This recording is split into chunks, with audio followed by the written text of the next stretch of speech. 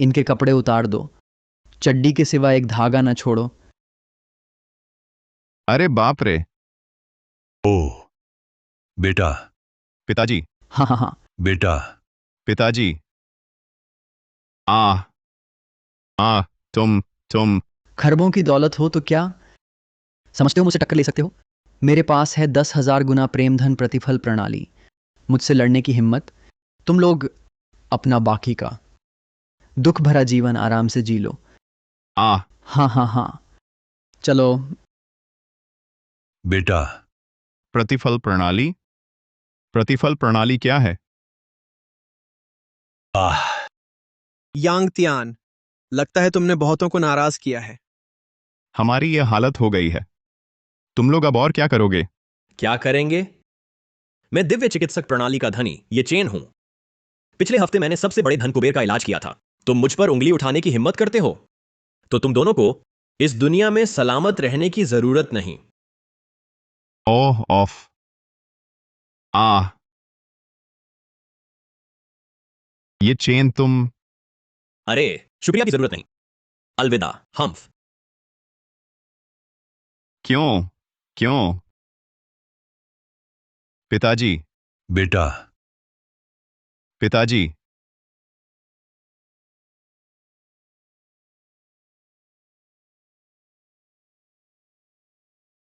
ची ची ची, कितना बुरा हाल है। आह, तुम्हारी ये हालत देखकर लगता है आगे खाने को भी नसीब नहीं होगा।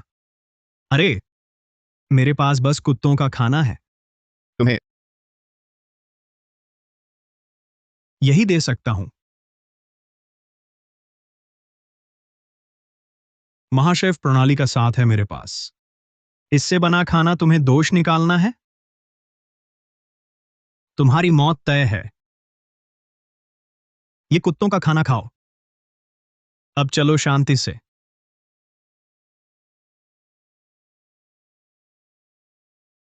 पिताजी। बेटा।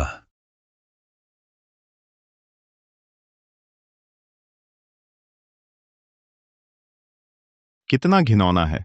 नागराज, युद्धदेव, वैद्य सम्राट, महाशेफ, इन लघु नाटकों के नायक बस एक गलत बात सुनकर तुरंत सारे परिवार को मार डालते हैं।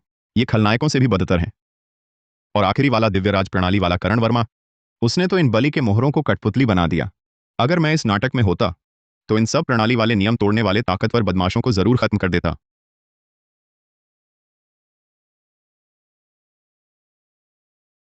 हाँ।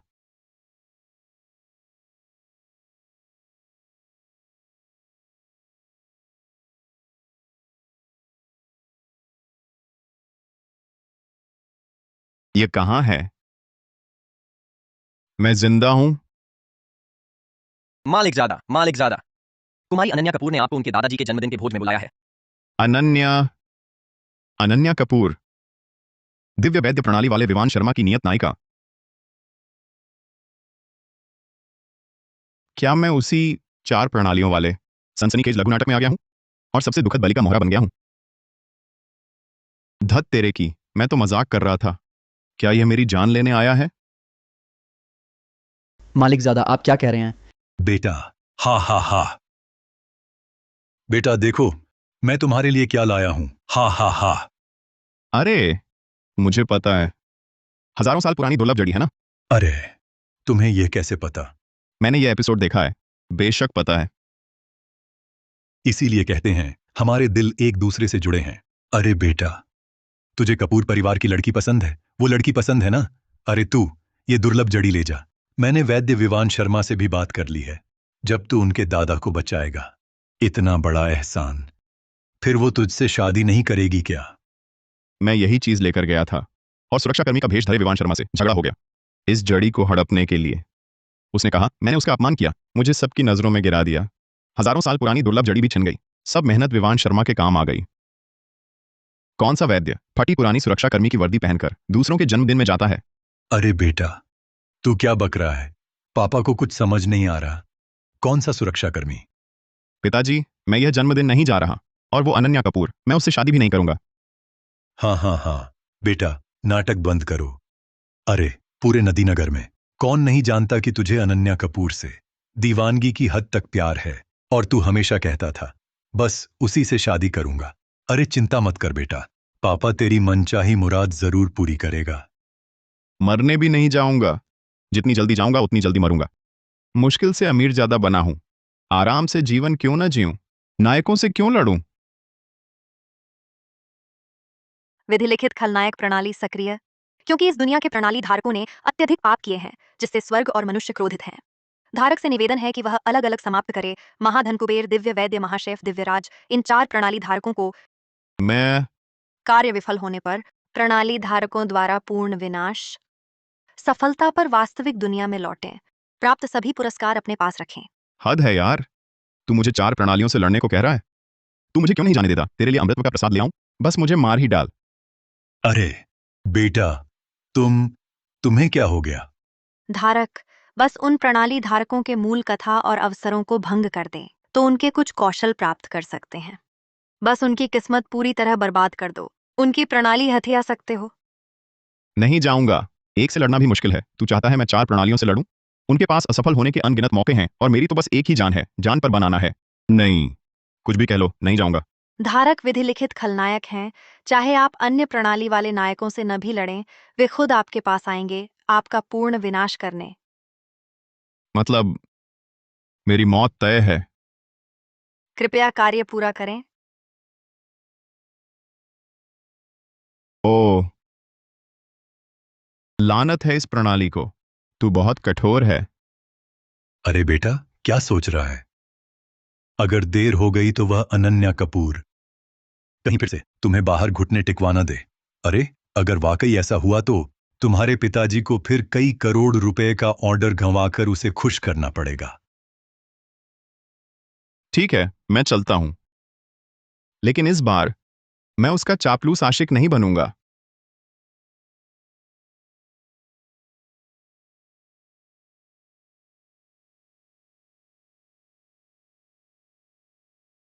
क्या यही है अमीरजादों की जिंदगी?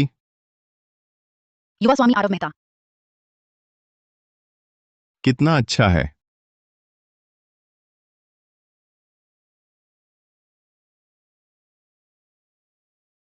अरे युवा स्वामी आरव मेहता, आप आ गए। कैसे हैं? आज क्या तैयारी है? भाभी जी को जीतने की? मेरा सबसे बड़ा चमचा, हालांकि मुझसे भी पहले मर गया, लेकिन उसी ने आग में घी डाला था जिससे मेरी 4 नायकों से दुश्मनी हुई। देखो भाभी जी आ रही हैं।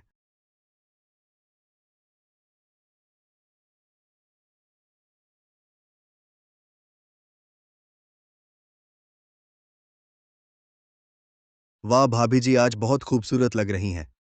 कोई आश्चर्य नहीं, कपूर परिवार की बड़ी बेटी हैं। सचमुच अतुलनीय रूपवती हैं। चांद को लजा दे ऐसा रूप है। नमस्ते। यह विवान शर्मा इतना पैसा होने के बावजूद जानबूझकर सुरक्षाकर्मी की वर्दी पहनकर ऐसे मौके पर आया है। साफ तौर पर सबको चिढ़ाने की नीयत है। पर इस बार हजारों साल पुरानी दुर्लभ जड़ी मैं फिर तुम्हारे लिए दूसरे के लिए किया गया उपकार नहीं करूंगा। अरे कहां से आया ये कुत्ता? यहाँ एक सुरक्षाकर्मी होने के नाते तुम्हारा बोलने का कोई हक नहीं। नहीं, मूल कथा के अनुसार आगे की कहानी विवान शर्मा की असली पहचान सामने आएगी, फिर बड़प्पन झाड़कर सबको शर्मिंदा करेगा। उसे मूल कथा के अनुसार आगे नहीं बढ़ने देना। ठीक है वैद्य विवान शर्मा, ढोंग बंद करो। तुम मुझे जानते हो? वैद्य विवान शर्मा। अरे वाह, तुम ही हो वो वैद्य विवान शर्मा। अच्छा, ठीक, तो मैं ढोंग नहीं करूंगा। हाँ, मैं ही वह चिकित्सा प्रतिभा हूं जिसके बारे में सब बात करते हैं, हर रोग मिटाने वाले वैद्य विवान शर्मा। विवान शर्मा। कुमारी अनन्या कपूर, मैं इस बार आया हूं खास तौर पर तुम्हारे दादाजी का इलाज करने। सच में? हमारे घर ने नहीं, लगभग 23 करोड़ रुपए खर्च करके तुम्हें बुलाया था अनन्या कपूर के दादाजी का इलाज करने के लिए। तुम्हारी जुबान पर यह कैसे आ गया कि तुम खुद चले आए? दिव्य वैद्य प्रणाली, आज तुम एक भी बड़प्पन झाड़ पाओ तो मैं तुम्हारा नाम ले लूंगा।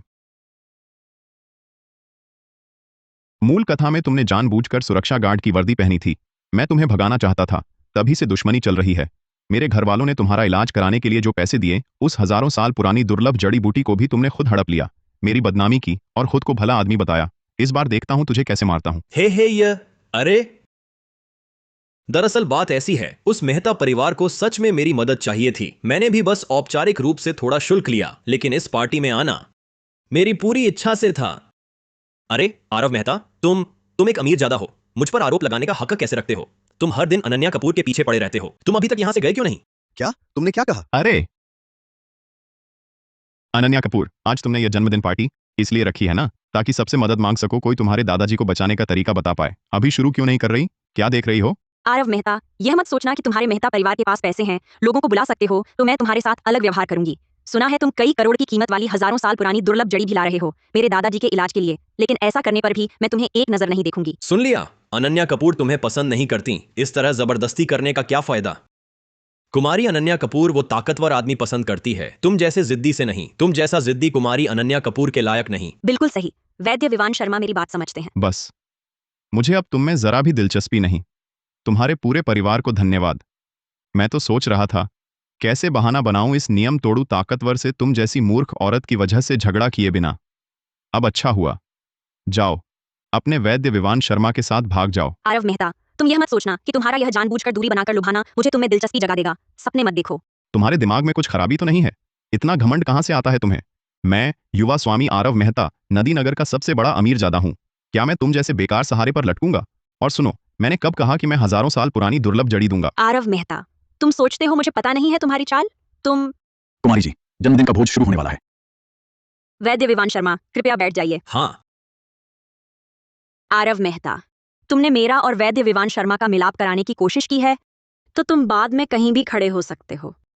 अरे हाँ, तुम्हारे पास मेरे लिए हजारों साल पुरानी दुर्लभ जड़ी थी ना, निकालो उसे। कोई है?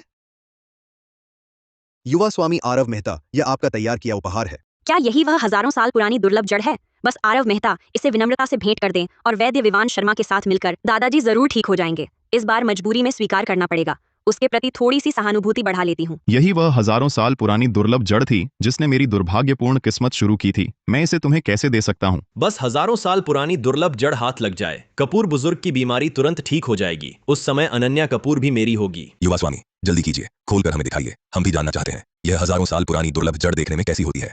बिल्कुल सही, कई अरब रुपए कीमत वाली यह हजारों साल पुरानी दुर्लभ जड़, हमें भी तो दिखाइए। ठीक है, तो मैं तुम्हें दिखाता हूँ। मेरी शुभकामना भेंट यह रहा। बस बुजुर्ग को यही आशीर्वाद है, अथाह सुख मिले, दीर्घायु रहें।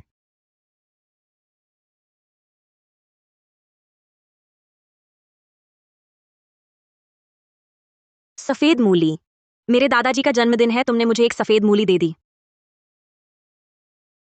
सफेद मूली में क्या बुराई है? घृणा है क्या? यह सफेद मूली बहुत अच्छी चीज है। गैस निकालकर पाचन सुधारे, मूत्र और मल त्याग में भी सहायक। तुम्हें इसे अच्छी तरह रखना चाहिए। जब तुम्हारे दादाजी इस वैद्य विवान शर्मा से ठीक हो जाएंगे तब काम आएगी। युवा स्वामी, आपने यह गलती तो नहीं की, आपकी तो योजना थी।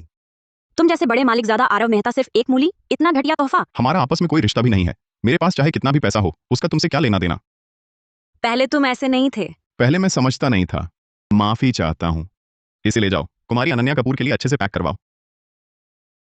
तो ये क्या है? कुमारी अनन्या कपूर, ये असली चीज है, हजारों साल पुरानी दुर्लभ जड़ी, तुम्हारे दादाजी की बीमारी में बहुत मददगार होगी। इसके साथ मेरी दिव्य वैद्य प्रणाली फिर से स्तर ऊपर जा सकेगी। मुझे पता था। आरव मेहता, तुम जानबूझकर मुझे चिढ़ा रहे हो, है ना? अगर अब यह हजारों साल पुरानी दुर्लभ जड़ी मुझे दे दो तो मैं तुम्हें माफ भी कर सकती हूँ। कहता हूँ, क्या तुम सबके दिमाग खराब हो गए हैं?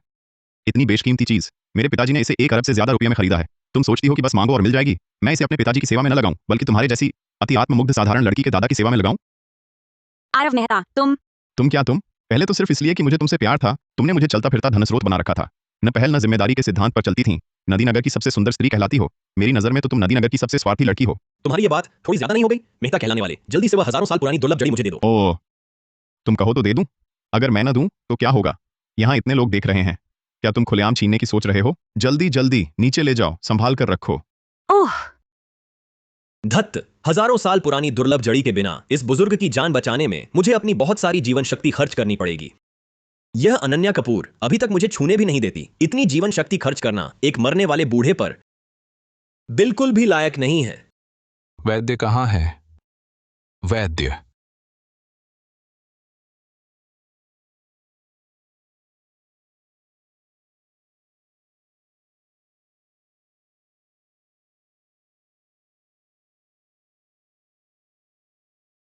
दादाजी, जल्दी उठिए, मैं वैद्य विवान शर्मा को आपका इलाज करने लाया हूँ। हाँ, भाभी जी, क्या युवा स्वामी आरव मेहता ने नहीं कहा था यह वैद्य उन्होंने ही बुलाया है? मुझ पर छोड़ दो। बुजुर्ग महोदय, नाड़ी विकृत है, 5 रक्त मार्ग अवरुद्ध है। अगर आज मैं ना आता तो अधिक से अधिक एक दिन में बुजुर्ग इलाज से परे हो जाते। वैद्य विवान शर्मा, क्या आपके पास कोई उपाय है? हाँ, ये कुत्ता फिर क्या करने आया? आरव मेहता, हजारों साल पुरानी दुर्लभ जड़ी निकालो। नहीं, क्या तुम वैद्य नहीं हो? दवा मुझसे क्यों मांग रहे हो? आरव मेहता, तुमने मुझे बुलाया तो जो दवाइयां तुमने तैयार की, क्या यह उचित नहीं है कि वे मेरे इस्तेमाल के लिए हों? इसके अलावा बुजुर्ग अब इतनी बीमार हालत में हैं, क्या तुम मदद करने को भी तैयार नहीं? क्या तुम्हारा जमीर नहीं है? नहीं, रुको। तुम खुद को दिव्य वैद्य बताते हो, लेकिन तुम्हारे पास दवा तक नहीं है। मैंने तुम्हें इलाज के लिए पैसे दिए और अब तुम मुझसे दवा भी मांग रहे हो। मेरी यह दवा कई अरब रुपए की है। तुम सोचते हो मैं ऐसे ही दे दूंगा? यह पैसा तुम मुझे वापस करोगे? हाँ, सही कहा।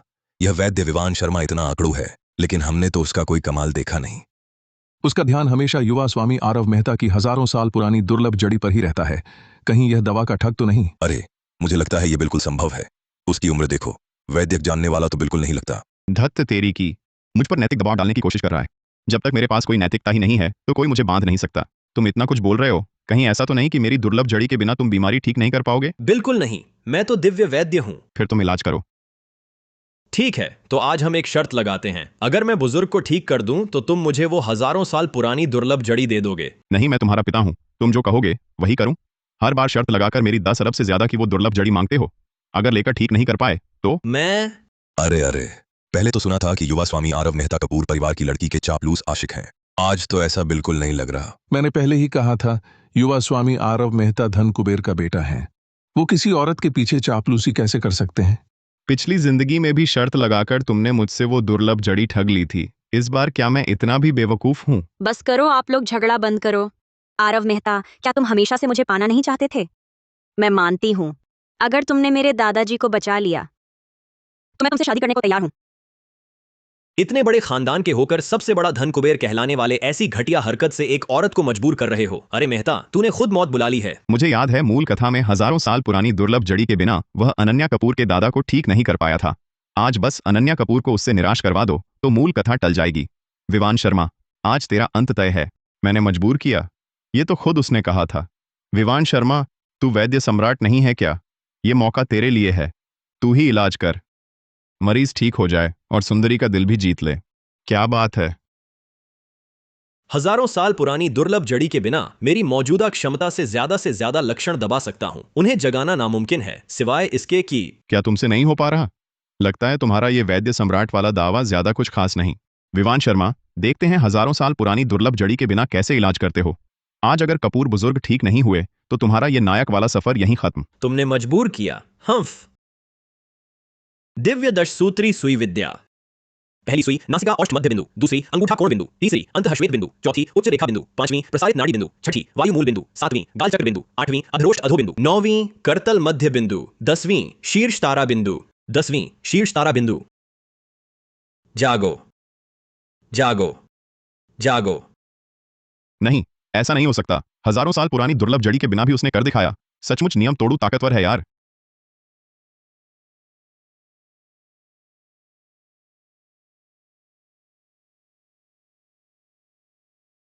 मैं जाग गया हूं क्या? दादाजी, दादाजी, आप जाग गए। आपने मुझे डरा दिया। और हाँ दादाजी, उन्होंने वैद्य विवान शर्मा ने ही आपको बचाया है। अरे, ये तो बहुत मामूली बात है, कहने लायक नहीं। इतनी कम उम्र में ऐसी काबिलियत, भविष्य में लाखों में एक बनोगे। अरे, कुछ लोगों की तरह नहीं। बुढ़े, अगर मैं नागवार लग रहा हूं तो इस वैद्य की फीस लगभग 23 करोड़ रुपए चुका दो। आरव मेहता, बड़ों से ऐसे बोलते हैं? बुजुर्ग अभी अभी ठीक हुए हैं। बड़ों का आदर, छोटों से स्नेह, यह भी नहीं आता। अच्छा लड़का है, बहुत अच्छा लड़का। यही असली वैद्य की पहचान है। अच्छा सुनो, वो जो सुई चलाई वह कौन सी विद्या थी? मैंने तो कभी देखी ही नहीं। हाँ, बहुत अद्भुत है। वैद्य विवान शर्मा सच में कम उम्र में काबिल हैं। हा हा हा। यह रहा मेरा परिचय पत्र। भविष्य में कुछ जरूरत पड़े कभी भी संपर्क कर सकते हैं। अरे ठीक है, लो यह मेरा है। वैद्य विवान शर्मा, यह मेरा है। ये मेरा है। थोड़ी देर में अरे ओह पिताजी, अभी जो मैंने इस्तेमाल किया वह मरे को जगा दे, हड्डियों में भी प्राण भर दे। यह दिव्य दशसूत्री सुई विद्या है। अरे बस अब सोचा न था कि वह सचमुच पिताजी को होश में ला सकेगा। ऐसे तो कहानी फिर वही पुरानी हो जाएगी। मेरी सारी मेहनत बेकार चली जाएगी। आ गया, अब देखते हैं देखते हैं अब क्या करते हो। विवान शर्मा, मुझे तो लगता है तुम्हारी वैद्यकीय विद्या और कुछ। क्या मतलब? अरे नादान, तू मेरी वैद्यकीय कला पर टिप्पणी करने लायक है। अगर तू इतना ही बढ़िया वैद्य है तो फिर मैंने तेरा वैद्यकीय लाइसेंस क्यों नहीं देखा? ठीक है। हाँ, वैद्यकीय अभ्यास। मैं विवान शर्मा 3 साल की उम्र में वैद्य ग्रंथों का गहन अध्ययन कर चुका था। 9 साल में दिव्य दशसूत्री सुई विद्या सीख ली। 20 साल की उम्र तक मैं दुनिया भर में प्रसिद्ध हो चुका था। तुम्हारे पास वैद्यकीय लाइसेंस है क्या? तुम 20 साल की उम्र तक मैं पूरे सूर्यगढ़ में घूम चुका था। ऊंचे ओहदे वाले रईसों की आयु बढ़ाता रहा। 2 साल से भी कम में मैं दुनिया भर में मशहूर हो गया। तुम्हारे पास वैद्यकीय लाइसेंस है क्या? मैं आज के दिन मुझसे इलाज करवाना कीमती है। जहां कहीं मैं जाता हूं सब मुझे अत्यंत आदर से देखते हैं। तुम्हारे पास वैद्यकीय लाइसेंस है क्या? तुम्हारे पास वैद्यकीय लाइसेंस है क्या? तुम्हारे पास वैद्यकीय लाइसेंस है क्या? क्या बकवास है, बस करो उस फालतू चीज की बात। पता है मेरे गुरुदेव कौन है? ओ, तुम्हारे गुरु कौन है? मेरे गुरु वर्तमान के वैद्यों का शिरोमणि है, राज्याध्यक्ष के निजी वैद्य हुआ झोंगजी वैद्यराज। क्या आप वैद्यराज हुआ झोंग जी के शिष्य हैं? कोई आश्चर्य नहीं कि इतनी कम उम्र में इतनी असाधारण चिकित्सा विद्या है। वाह, इतने महान। कैसा लगा? डर गए ना?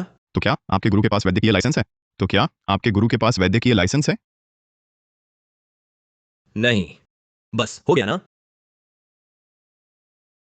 तुम सक्रिय धारक ने सफलतापूर्वक नायक प्रणाली के धारक का साधना चित्त तोड़ दिया। पुरस्कार शीघ्र प्रदान किया जाएगा। ये चेन की चिकित्सा विद्या का तीसरा भाग। इतना भी सहन नहीं हुआ? ये चेन का मनोबल इतना कमजोर है? आपके पास वैद्यकीय लाइसेंस नहीं है तो आप जानते हैं आप कानून तोड़ रहे हैं। हेलो, क्या यह चिकित्सा पर्यवेक्षण विभाग है? मैं शिकायत करता हूं, कोई बिना लाइसेंस इलाज कर रहा है। पता है, बिना लाइसेंस इलाज ये कोई छोटा अपराध नहीं है। तुम जेल की हवा खाने के लिए तैयार हो जाओ। तुम्हें शर्म नहीं आती? पूरे दकियान में कौन नहीं जानता मेरा नाम? दिव्य वैद्य ये चेन। तो क्या नाम होने से काम चल जाएगा? बिना लाइसेंस इलाज ही है। ये बातें तुम चिकित्सा पर्यवेक्षण विभाग को जाकर बताना। तुम कौन है बिना लाइसेंस इलाज करने वाला? यही है, इसने बिना लाइसेंस दवा की है, खुद ही कबूल कर चुका है। जल्दी पकड़ो इसे। नहीं, मैंने कभी किसी की जान नहीं ली। हत्या का मामला है या नहीं, विभाग ले चलो, वहां जांच में पता चल जाएगा। चलो मेरे साथ। आज मैं देखता हूं कौन हिम्मत करता है इसे छूने की। श्रीमान कपूर, मुझे परवाह नहीं विवान शर्मा के पास वो कागज है या नहीं, लेकिन उसने मेरा इलाज किया है। बिना लाइसेंस के क्या हुआ? ये आदमी महेश कपूर की जिम्मेदारी पर है। किसी भी नतीजे की जिम्मेदारी मैं लूंगा। लेकिन क्या? चुप रहो, दूर हटो। अगर कोई समस्या है तो तुम्हारा निदेशक सीधे मुझसे बात करे। हम्फ। सुन लिया ना? इस मामूली चाल से मुझे हराने का सपना देख रहे हो? मेरी ये हैसियत देखो, तुम पूरी जिंदगी भी नहीं पहुंच पाओगे। मैं बस करो, मेहता के लड़के, बूढ़े को तुम दिखाई नहीं देना चाहिए। जल्दी से यहां से चले जाओ। सुन लिया ना? सुन लिया, तुम्हें भगा रहे हैं। निकम्मा ही रहता है निकम्मा। तुम जैसा अनन्या कपूर का दिल जीतने लायक, तुम्हारी औकात। आरव मेहता, मुझे नहीं पता आज तुम बदले क्यों हो, लेकिन जो भी हो, आज कपूर परिवार में तुम्हारा स्वागत नहीं है। कोई है? मेहमान को विदा करो। मेरी योजना बिगाड़ी तो मरने के लायक है। ये सुई तेरी प्राणघातक बिंदु पर तेरी जान ले लेगी। इतने लोगों के सामने वह मुझे मारने आया, खत्म हो गया। पुरस्कार तैयार। विवान शर्मा की चिकित्सा विद्या का हिस्सा प्राप्त हुआ।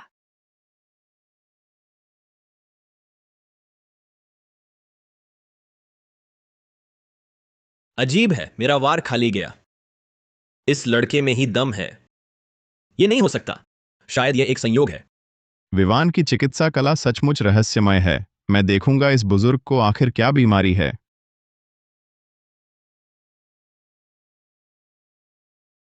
विवान, यही है तुम्हारी दिव्य चिकित्सक की पहचान, मरीज की जांच। तुम सचमुच अपनी इज्जत के लिए हदें ही पार कर गए। आरव मेहता, तुम्हारा मतलब क्या है? तुम्हारा क्या मतलब है? मौत के करीब होकर भी मुझ पर झूठा इल्जाम? वह उसे पता चल गया? नहीं हो सकता। उसमें चिकित्सा कौशल का नामो निशान नहीं है। वह कभी नहीं देख सकता। आरव, तुम क्या करने जा रहे हो? बुजुर्ग की बीमारी दरअसल ठीक ही नहीं हुई है। क्या ठीक नहीं हुई? बकवास। मैं अब बिल्कुल चुस्त दुरुस्त हूं। ठीक कैसे नहीं हुआ? ये कैसे हो सकता है? उसे सचमुच पता चल गया। नहीं हो सकता। मेरी दिव्य दशसूत्री सुई विद्या मेरे और मेरे गुरु के अलावा और कौन हो सकता है जो इसका रहस्य जान सके? बुजुर्ग, क्या आप जानते हैं अंतिम प्रकाश क्या होता है? अंतिम प्रकाश अंतिम प्रकाश क्या है? तुम्हारा मतलब क्या है? क्या? विवान ने बुजुर्ग को ठीक ही नहीं किया है। उसने सिर्फ सुई विद्या से बुजुर्ग की जीवन शक्ति को क्षणिक रूप से उभारा है, एक अस्थायी स्वस्थ होने का भ्रम पैदा किया है। इस एक चाल से बुजुर्ग की 10 साल की आयु कम हो गई है। यह नहीं हो सकता। यह बिल्कुल नहीं हो सकता। शर्मा जी, वह ऐसा इंसान कतई नहीं हो सकता। मैं अभी बिल्कुल ठीक हूं। तुम तुरंत निकल जाओ, निकलो। है या नहीं? पूछकर देखो। विवान शर्मा, मैं ठीक कह रहा हूं ना? मैं तुम बकवास कर रहे हो। यह तो साफ तुम्हारी मुझ पर झूठी टांग है। सब जानते हैं आरव मेहता नदी नगर का कुख्यात बिगड़ैल रईस सजादा है। उसे चिकित्सा विद्या की क्या समझ? विवान शर्मा सही कह रहा है। आरव मेहता को आयुर्वेद आता ही कहां है। नहीं, जल्दी से वह हजारों साल पुरानी दुर्लभ जड़ी हासिल करनी होगी। इसके बिना मैं इस कपूर बुजुर्ग की क्षणिक चेतना को रोक नहीं पाऊंगा, वरना देर हो गई, समय निकल गया तो मेरी पोल खुल जाएगी।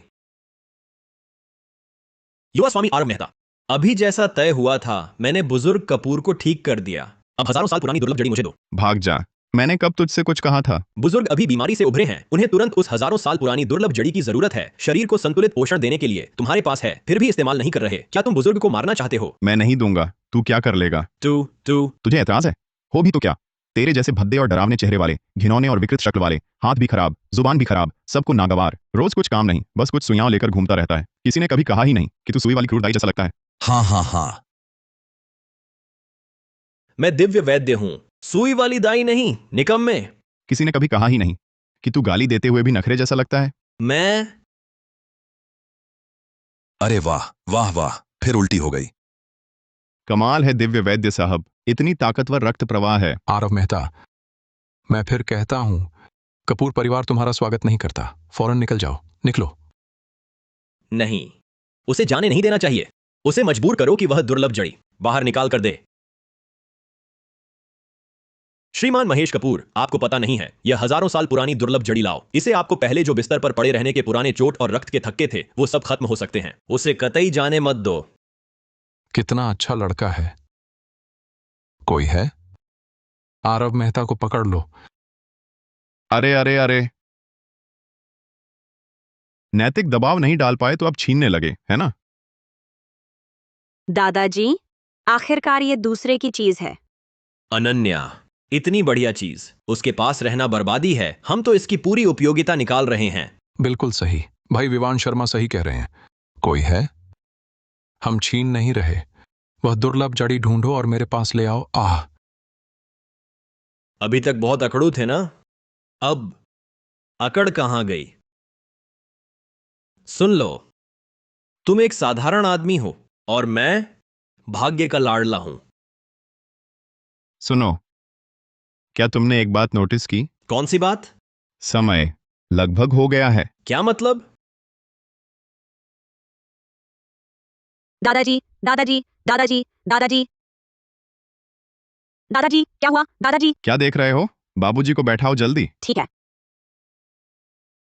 विवान शर्मा, ये सब क्या हो रहा है? यह विवान शर्मा, तुम्हें मुझे स्पष्टीकरण देना होगा।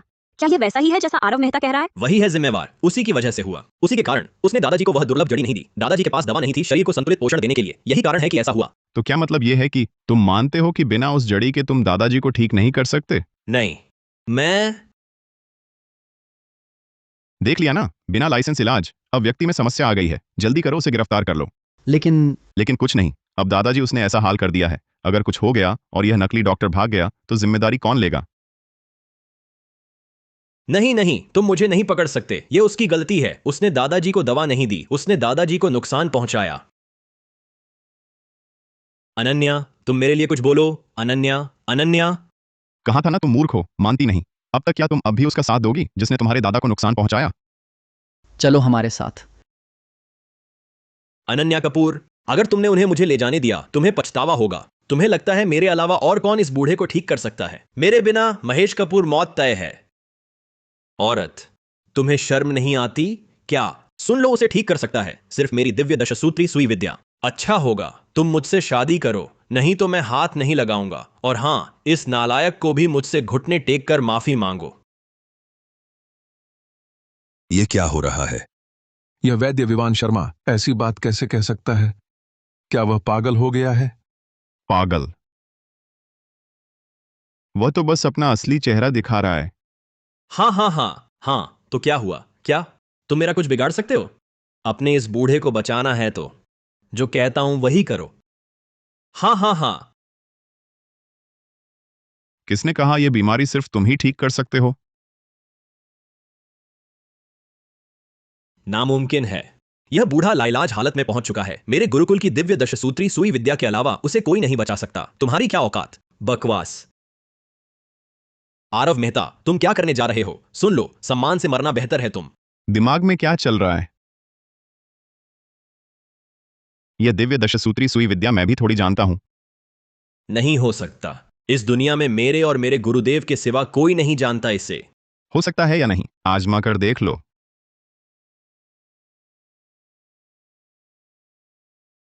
आरव मेहता, तुम आखिर कर क्या रहे हो? तुम्हें चिकित्सा का कुछ पता ही नहीं। इतनी बकवास क्यों? दफा हो, दफा हो, मेरी नजरों से दूर हो जाओ। अब तो मौत सामने खड़ी है इस उम्र में। अब और हलचल मत करो। सिस्टम की बदौलत मैं हजारों साल पुरानी दुर्लभ जड़ी और अपनी 30% वैद्यक विद्या से इस बूढ़े को ठीक कर सकता हूं। अगर यह मूर्ख लड़की विवान शर्मा से मोह न तोड़ती तो कौन इतनी मेहनत करता? बूढ़े, तुम सहयोग नहीं करोगे, ठीक है? तुम्हारे मरने के बाद मैं तुम्हारी सारी संपत्ति छीन लूंगा और तुम्हारी प्यारी पोती को भी साथ ही छीन लूंगा। मैंने हाल में एक लघु नाटक देखा, फ्लैश मैरिज, 9 बच्चे। मैं भी देखना चाहता हूं तुम्हारी प्यारी पोती 9 बच्चे पैदा करे तो कैसी लगेगी? आरव मेहता, तुम क्या बकवास कर रहे हो? तुम देखो तुम्हारी यह प्यारी पोती कितनी ताकतवर है। 9 बच्चे पैदा करने में कोई दिक्कत नहीं। अरे दादाजी, तुमने मेरे दादाजी का क्या किया? उन्हें गुस्सा दिलाकर बेहोश किया ताकि मुझे सुई चुभाने में आसानी हो। नहीं तो देखो उनकी यह हालत, वे सहयोग कैसे करते। दिव्य दशसूत्री सुई विद्या सिर्फ तुम ही नहीं जानते। दिव्य दशसूत्री सुई विद्या लगा, फिर और पहली नासिका औष्ठ मध्य, दूसरी अंगूठा कोण, तीसरी अंतःश्वेत, चौथी उच्च रेखा, 5वीं प्रसारित नाड़ी, 6ठी वायु मूल, 7वीं गाल चक्र, 8वीं अधरोष्ठाधो, 9वीं करतल मध्य, 10वीं शीर्ष तारा।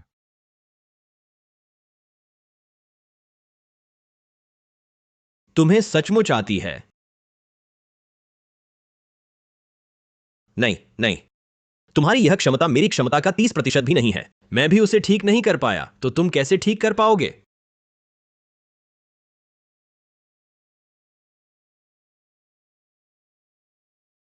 तुम मत भूलो, मेरे पास दुर्लभ जड़ी है, तुम्हारे पास नहीं।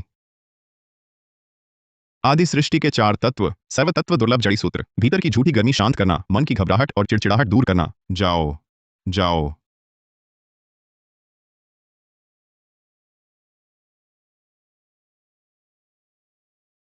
दादाजी, क्या ये आपने मुझे ठीक कर दिया? यह कैसे संभव है? मैं भी ठीक नहीं कर पाया, तुम कैसे ठीक कर पाओगे? क्या तुम्हारे पास भी कोई प्रणाली है? क्या तुम भी भाग्य चयनित नायक हो? कौन सी प्रणाली? कौन सा भाग्य चयनित नायक? हाँ, तुम जो कह रहे हो समझ ही नहीं आता। मैं? कौन जानता है वह क्या बक रहा है? शायद दिमाग से कमजोर है। अरे तुम ही दिमाग से कमजोर हो। ठीक है, मामला सुलझ गया, मैं चलता हूं। 3, 2, रुको। हो गया।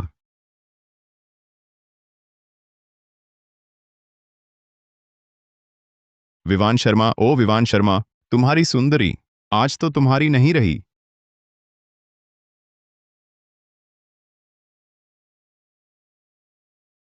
कुमारी अनन्या कपूर, और कुछ कहना है? आरव मेहता, आज तुम्हें आखिर हुआ क्या है? अचानक चिकित्सा विद्या आ गई और अचानक मेरे साथ ऐसा व्यवहार।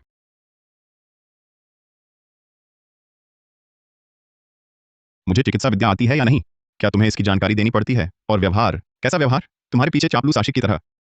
नहीं पढ़ा हूं। कैसा चापलूसी? इतनी बुरी तरह मत बोलो। मैंने बस समझ लिया है। मैं आरव मेहता, खरबों की हैसियत वाला, कौन सी लड़की नहीं मिल सकती? तुम्हारे पीछे चापलूसी करने का क्या मतलब? माफ करना, मुझे तुम में अब कोई दिलचस्पी नहीं है।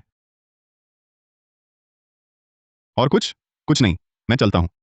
अरे आरव मेहता, मुझे पता है तुम्हें अभी भी मैं पसंद हूँ। ये सब तुम्हारी गुस्से वाली बातें बस इसलिए हैं कि मैं तुम पर ध्यान दूं। देखो, मेरे दादाजी की जान बचाने के एवज में मैं तुम्हारे साथ डिनर कर सकती हूँ। क्या तुम समझते हो मैं कोई सस्ती औरत हूँ? मैंने कहा, मुझे तुम में कोई दिलचस्पी नहीं, अपने वैद्य विवान शर्मा के पास जाओ। विवान शर्मा बेहद घटिया इंसान है। मैंने उसका असली चेहरा पहले ही देख लिया है।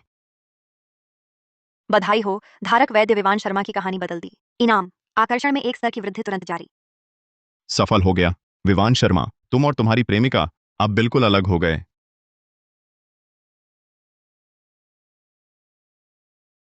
मुझे यकीन नहीं आता, मेरे जैसी नदीनगर की सबसे सुंदर स्त्री के साथ अकेले कमरे में तुम्हें जरा भी एहसास नहीं होता।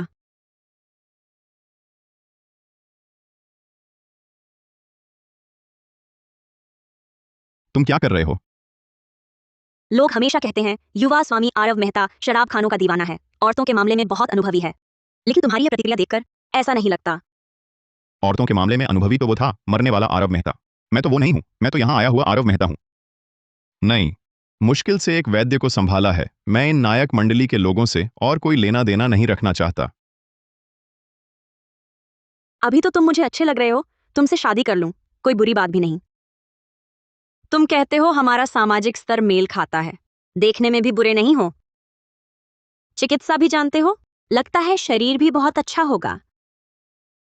हाँ, तुम हमेशा से मुझे पाना चाहती थी ना, आज मैं तुम्हारी मनोकामना पूरी करता हूं। ये ठीक नहीं है ना? अरे फिक्र मत करो, मेरे कमरे की दीवारें आवाज रोकने वाली हैं। कोई हिम्मत नहीं करेगा मेरे कमरे में अचानक घुसने की। बस बहुत हो गया, मैं रुक नहीं पा रहा।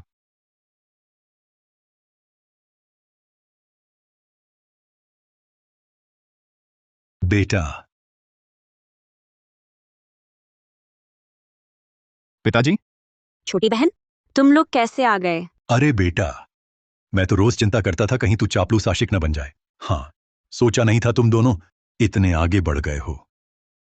इस मामले में पिता तुझसे पीछे है। दीदी, तुम तो मुझे रोज कहती थी कि तुम्हें आरव मेहता से नफरत है। पता चला सब झूठ था। तो क्या अब मुझे बदलकर जीजाजी आरव मेहता बुलाना चाहिए? अनन्या कपूर, ओ अनन्या कपूर, तुम्हें क्या हो गया? तुम ऐसा कैसे कर सकती हो? प्रणाली, ये सब क्या है? क्या इसका संबंध पिछले पुरस्कार से है? हाँ, आकर्षण बढ़ाने का कार्य सभी विपरीत लिंग वालों की तुम्हारे प्रति स्नेह को कई गुना बढ़ा देता है। अनन्या कपूर का ऐसा व्यवहार दर्शाता है कि उसकी तुम्हारे प्रति भावना मित्रता से कहीं आगे बढ़ चुकी है। क्या इस कार्य को बंद किया जा सकता है? धारक की इच्छा जांची गई। आकर्षण कार्य कमजोर। अब यह केवल विपरीत लिंग वालों की तुम्हारे प्रति मित्रता बढ़ाएगा।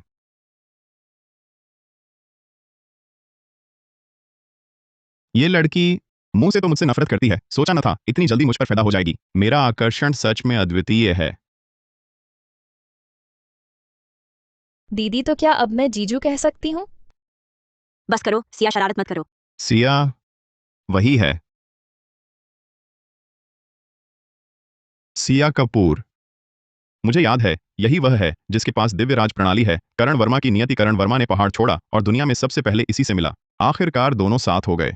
अगर अनन्या ने नाम न बताया होता, मैं तो भूल ही गया था कि सिया उसकी छोटी बहन है। बड़ी मुसीबत है। करण वर्मा की शक्ति पूरी दुनिया में अद्वितीय है। अगर अभी उससे टकराव हुआ तो मेरी जान बचने की कोई उम्मीद नहीं। बोलो, बिना लाइसेंस इलाज क्यों किया? मैं तुम दोनों को सलाह देता हूं, अपना रवैया संभालो, नहीं तो जो कीमत चुकानी पड़ेगी वह तुम्हारे बस की नहीं होगी। तुम सिर्फ एक नकली डॉक्टर हो, इतना दिखावा क्यों? तुम मुझे पसंद नहीं करते, मैं भी तुम्हें पसंद नहीं करता, लेकिन तुम्हें जल्द ही मेरे सामने घुटने टेक कर माफी मांगनी होगी। तुम क्या बकवास कर रहे हो? तुम्हें पता है ये कहाँ है? अपना अपराध कबूल करो और कानून की सजा स्वीकार करो। यही तुम्हारा एकमात्र रास्ता है। कानून? सुनो, मैं तुम्हें बताता हूं, कानून की सुरक्षा तुम जैसे आम लोगों के लिए है। मैं अलग हूं। मैं एक दिव्य चिकित्सक हूं। मैं भाग्यशाली चुना हुआ हूं। मेरे पास लाइसेंस नहीं है तो क्या हुआ? मैं उन लोगों का इलाज कर सकता हूं। यह उनका सौभाग्य है। उन्हें मेरा धन्यवाद करना चाहिए। बहुत घमंडी है। आज मैं तुम्हें सबक सिखाऊंगा। हाथ उठाने से पहले अच्छी तरह सोच लो। तुम्हारे सामने जो व्यक्ति खड़ा है, क्या तुम उसका अपमान करने की हिम्मत कर सकते हो? तुम कौन हो? तुम्हें पता है ये कहाँ है? तुम अभी कानून तोड़ रहे हो, तुम्हें पता है? हम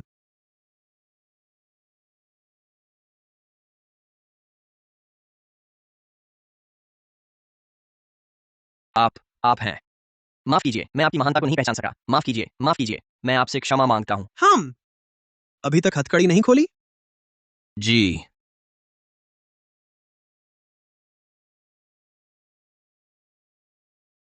मैं अभी कह रहा था, मैं वो हूं जिसे तुम चिढ़ा नहीं सकते। महोदय, हमने क्या गलत किया? हम सब नियमों के अनुसार ही काम कर रहे थे। वह मेरे गुरु के पुराने मित्र का शिष्य है। तुम जैसे तुच्छ प्राणी उसे परेशान करने लायक हो? तू कानून जानते हुए भी उल्लंघन, बिना लाइसेंस इलाज करना, हमने उसे गिरफ्तार किया। इसमें क्या गलत है? अभी तक समझ नहीं आया? हमारे और तुम्हारे बीच की हैसियत एक आसमान में है, एक जमीन पर। भाई साहब, आप भी साधारण नहीं लगते। शायद आप भी भाग्य के धनी हैं। आप ही वो हैं जिन्हें गुरुदेव ने मुझे बचाने भेजा है ना? नमस्ते, मेरा नाम ये चेन है। चू किंग। भाई, तुम गिरफ्तार क्यों हुए उन लोगों के हाथों? मुझे ठीक से याद है, तेरे गुरु सूर्यगढ़ के प्रथम वैद्यराज हैं। फिर तुम बिना लाइसेंस इलाज करने से पकड़े कैसे गए? वो सब एक दुष्ट की वजह से। सोचो, तुम जैसे महान वैद्य एक अमीरजादे ने जेल तक पहुंचा दिया। उसकी जबान ही ऐसी है, बहुत चलती है। अरे यार छू, जन्म से आज तक मैंने ऐसी बेइज्जती नहीं देखी। बस बस बस, अब और मत। इस अपमान का बदला मैं जरूर लूंगा। सच कहता हूं। हमारे गुरु पुराने मित्र हैं। तुम्हारा अपमान मेरा अपमान है, सिर्फ इसी बात पर वह जीने लायक नहीं। अच्छा, तो चलो अभी चलते हैं। अरे, या फिर पहले हम वैद्य लाइसेंस बनवा लें? ठीक है। हाँ हाँ हाँ। पिताजी, मैंने समझाया, ये दुर्घटना थी, बस एक अनहोनी। हाँ हाँ, बिल्कुल दुर्घटना ही थी। समझता हूं बेटा, उस साल तेरा जन्म हमारी अनहोनी ही थी। हाँ हाँ। पिताजी, आप यहाँ कैसे? सुना तुम्हें कपूर घराने में तंग किया गया, तो मैं तुरंत यहां आ गया। लेकिन सोचा न था बेटा, तू तो कमाल का निकला। हा हा हा। अरे बेटा, चूंकि तुझे कुछ नहीं है, कल एक निवेश आमंत्रण समारोह है, तू चला जा। अरे, उस समय नदी नगर के सभी नामी लोग मौजूद होंगे। सबसे बड़ी बात यह है कि देश विख्यात महाशेफ समीर रेड्डी भी आएगा। समीर रेड्डी? वही है? क्या हुआ बेटा, तू महाशेफ समीर रेड्डी को जानता है? अरे, यह तो बहुत अच्छा हुआ। मैं तुझे बताता हूं महाशेफ। समीर रेड्डी अभी हमारे इस नदी नगर के रसूखदारों के दायरे में बहुत प्रशंसा पा रहा है, सबकी चाहत बना हुआ है। जानता हूं, बहुत अच्छी तरह जानता हूं। बेटा तुझे क्या हुआ? पिताजी, आप चिंता ना करें, मैं जरूर जाऊंगा। मैं जाकर उस महाशेफ की असली ताकत अच्छी तरह देखूंगा। हाँ। जीजा जी आरव मेहता, मैं भी महाशेफ का बनाया खाना चखना चाहती हूँ। कल आप मुझे भी साथ ले जाएंगे? सिया कपूर, आरव मेहता को मुश्किल में मत डालो। अगर मुझे ठीक से याद है, सिया कपूर अब तक शायद अभी अभी पहाड़ से उतरे करण वर्मा से मिल चुकी होगी। शायद इस मौके का फायदा उठाकर उन्हें आपस में लड़वा दूं। ठीक है, तो कल मैं तुझे लेने जल्दी आऊंगा। सच में? जीजा जी आरव मेहता ही मेरे सच्चे हितैषी हैं। फिर से उन्हें परेशान कर दिया। सचमुच उसके मन में मेरे लिए कुछ तो भावना है। कल उस दिव्यराज और महाशेफ को कैसे लड़वाऊंगी?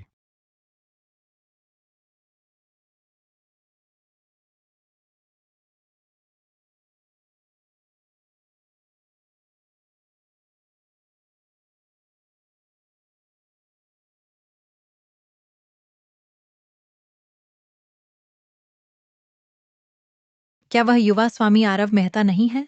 वह आज भी आ गया। ये तो बिल्कुल स्पष्ट बात है, जरूर इसलिए क्योंकि आज महाशेफ ने खुद खाना बनाया है। सचमुच तुम हो सिर्फ रसूखदारों से चिपकने वाले महाशेफ समीर रेड्डी।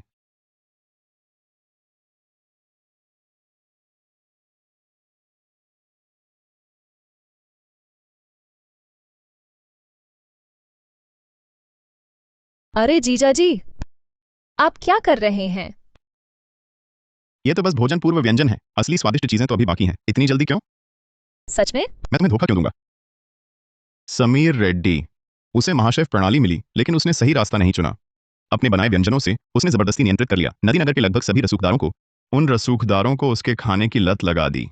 यह निवेश आमंत्रण समारोह तेरी योजना का पहला कदम ही है।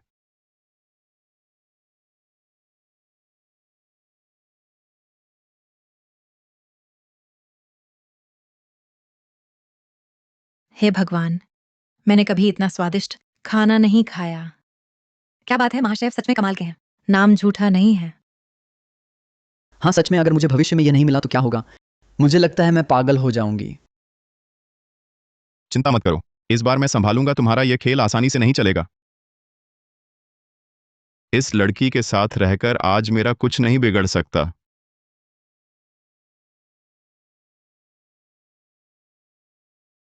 तुम्हारा यह खाना पक्का बढ़िया है ना?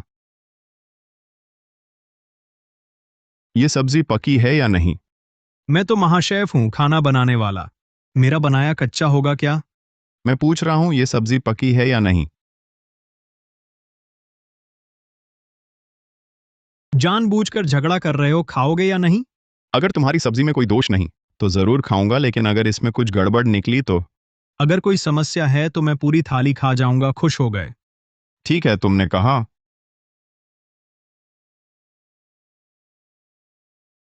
अरे तुमने मेरी सब्जी फेंक दी, इसका मतलब क्या है? जानबूझकर झगड़ा कर रहे हो। अरे यह आरव मेहता क्या कर रहा है? अचानक महाशेफ समीर रेड्डी को परेशान क्यों कर रहा है? मैंने सुना है यह आरव मेहता पहले से ही संकीर्ण मानसिकता का है। शायद उसे लग रहा है कि समीर रेड्डी ने उसकी चमक फीकी कर दी। समीर रेड्डी का बनाया खाना ही समस्या है। नामुमकिन। मेरा बनाया खाना सबको पसंद आता है। इसमें क्या खराबी हो सकती है? यही तो समस्या है कि सबको पसंद आता है। तुम्हारा मतलब क्या है?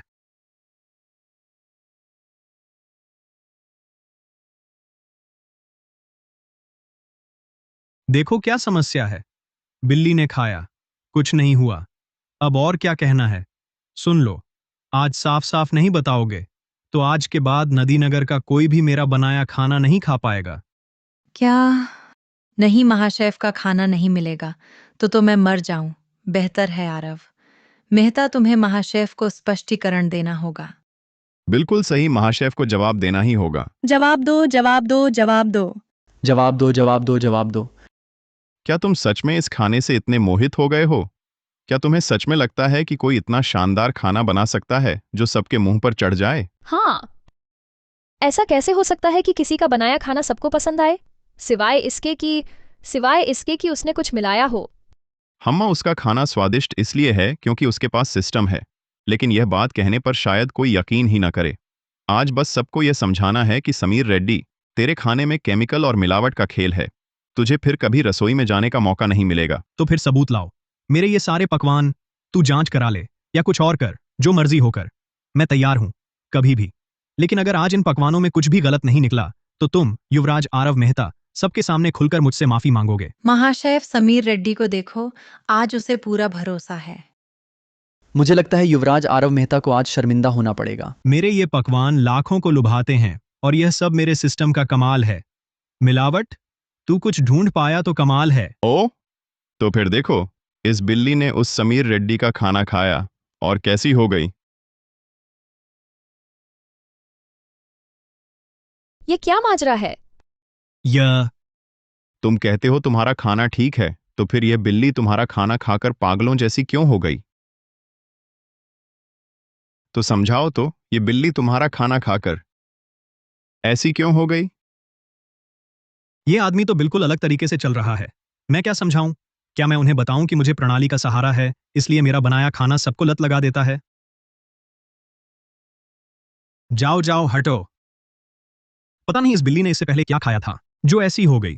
तुम मुझ पर आरोप क्यों लगा रहे हो? शी, वह बिल्ली तो अभी अभी तेरी बनाई चीज खाकर ऐसी हो गई। अब तक तू बहानेबाजी कर रहा है। सबको अपने खाने का दीवाना बनाना, सबको उसकी लत लगवाना। मुझे शक है तूने अपने खाने में लाल पाउडर मिलाया है। क्या? इसने खाने में लाल पाउडर मिलाया? नहीं, अगर सच में मिलाया है तो मेरी जिंदगी तबाह हो जाएगी।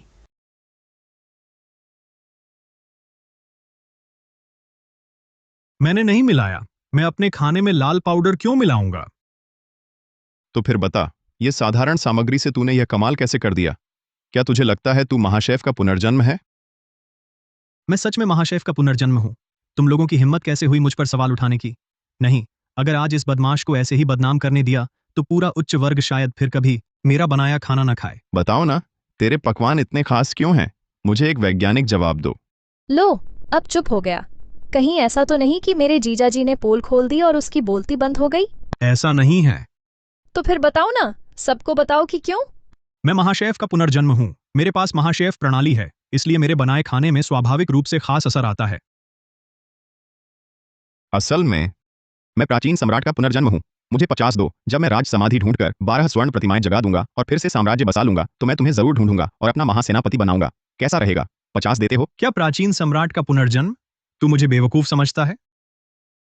अभी तो तूने कहा था कि तू खुद महाशेफ है। तू मुझे बेवकूफ समझता है। मैं हाँ, सही तो है। मैं अभी तक सच में मानने लगा था। ये कैसे संभव है? इस दुनिया में महाशेफ का पुनर्जन्म जैसी कोई चीज नहीं है। और फिर कौन सी प्रणाली? नहीं, क्या यह कोई सनसनीखेज लघु नाटक बना रहा है? बिल्कुल, उसने खाने में जरूर कुछ मिलाया होगा। निगरानी विभाग, यहाँ सामूहिक विष प्रयोग मामला है। तुम्हारी हिम्मत? नीलचांद ग्रैंड होटल में। मैंने नहीं किया। जल्दी, बहुत जल्दी, आज उसे जाने नहीं देना। आरव मेहता, ये सब तुमने करवाया। भोजन से जग जीतना।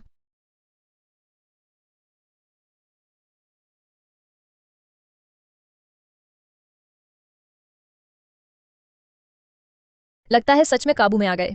समीर रेड्डी, अब तुम्हारा खेल खत्म। ये सारी बातें मैं जरूर बताऊंगा। अच्छा, पर तुम्हें मौका नहीं मिलेगा।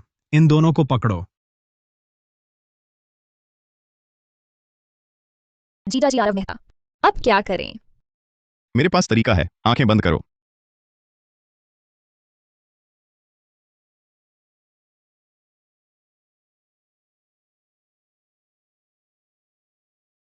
जीजा जी, हो गया? मैंने सही याद किया था। करण वर्मा घमंडी और स्वार्थी है। पहली बार सिया कपूर से मिलते ही उसने उस पर नजर रखने का मंत्र लगा दिया। हालांकि सिया कपूर की हरकत करण वर्मा को पता चल सकती है, लेकिन खतरे के समय यह उसकी जान भी बचाएगा। करण वर्मा को बुलाओ। तुम क्या कर रहे हो?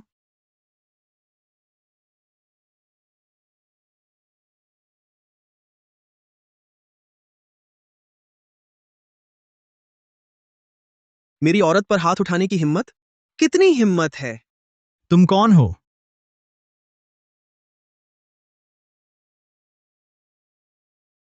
यह दिव्य राजमहल के अधिपति, दिव्यलोक के नागराज करण वर्मा। सिया, ये क्या मामला है? करण वर्मा, तुम यहाँ कैसे? हमें बचाओ जल्दी। इस आदमी को हमारा राज पता चल गया। वह हमें मार डालना चाहता है। मौत को बुलावा। अजीब है, ये लोग उसके वश में हैं, किसी अशुभ वस्तु से नहीं, बल्कि ब्रह्मांड के नियम से। क्या वह भी ईश्वर द्वारा चुना हुआ है? नहीं, ईश्वर द्वारा चुना हुआ तो सिर्फ मैं हूं। भाई साहब, मेरी बात सुनो। वह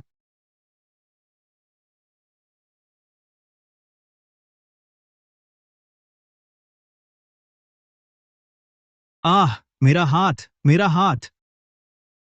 बधाई हो, होस्ट। फर्ड गॉड को कमजोर किया। इनाम लॉर्ड हो रहा है। कृपया प्रतीक्षा करें। पता नहीं इस बार क्या इनाम मिलेगा। तुमने मेरा हाथ तोड़ दिया। क्या तुम जानते हो मैं कौन हूं? मैं तुम्हें हम चुप रहो। मेरी औरत पर हाथ उठाया?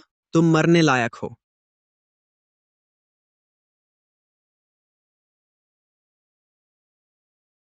मैं तुमसे इसका हिसाब लूंगा। हम सिया, चिंता मत करो, मैं संभाल लूंगा। चूकिंग, ओ चूकिंग, तुम्हें पता नहीं सामने ये व्यक्ति तुम्हारा सबसे बड़ा सहायक है। उसका बनाया भोजन तुम्हारा स्तर तेजी से बढ़ा सकता है, लेकिन आज तुमने यह हंगामा किया। अब तुम्हारा काम मुश्किल हो गया और दूसरी मुलाकात में ही तुम किसी के हाथ पैर तोड़ते देखे गए। कोई भी लड़की तुमसे डर जाएगी। चूकिंग, बस मेरे काबू में आने का इंतजार करो।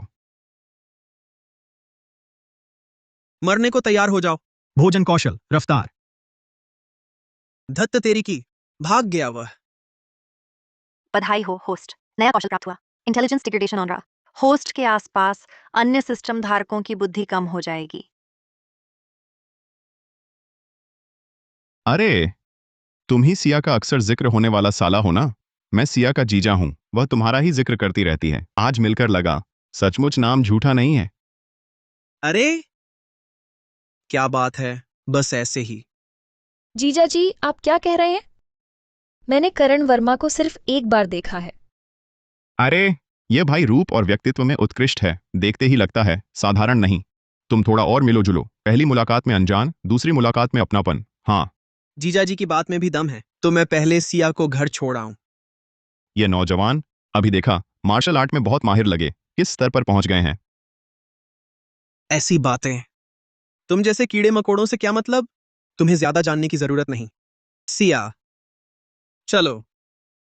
अरे पहले आप इनके साथ जाइए, कम से कम सुरक्षित रहेंगे, मैं खुद कोई रास्ता निकाल लूंगी।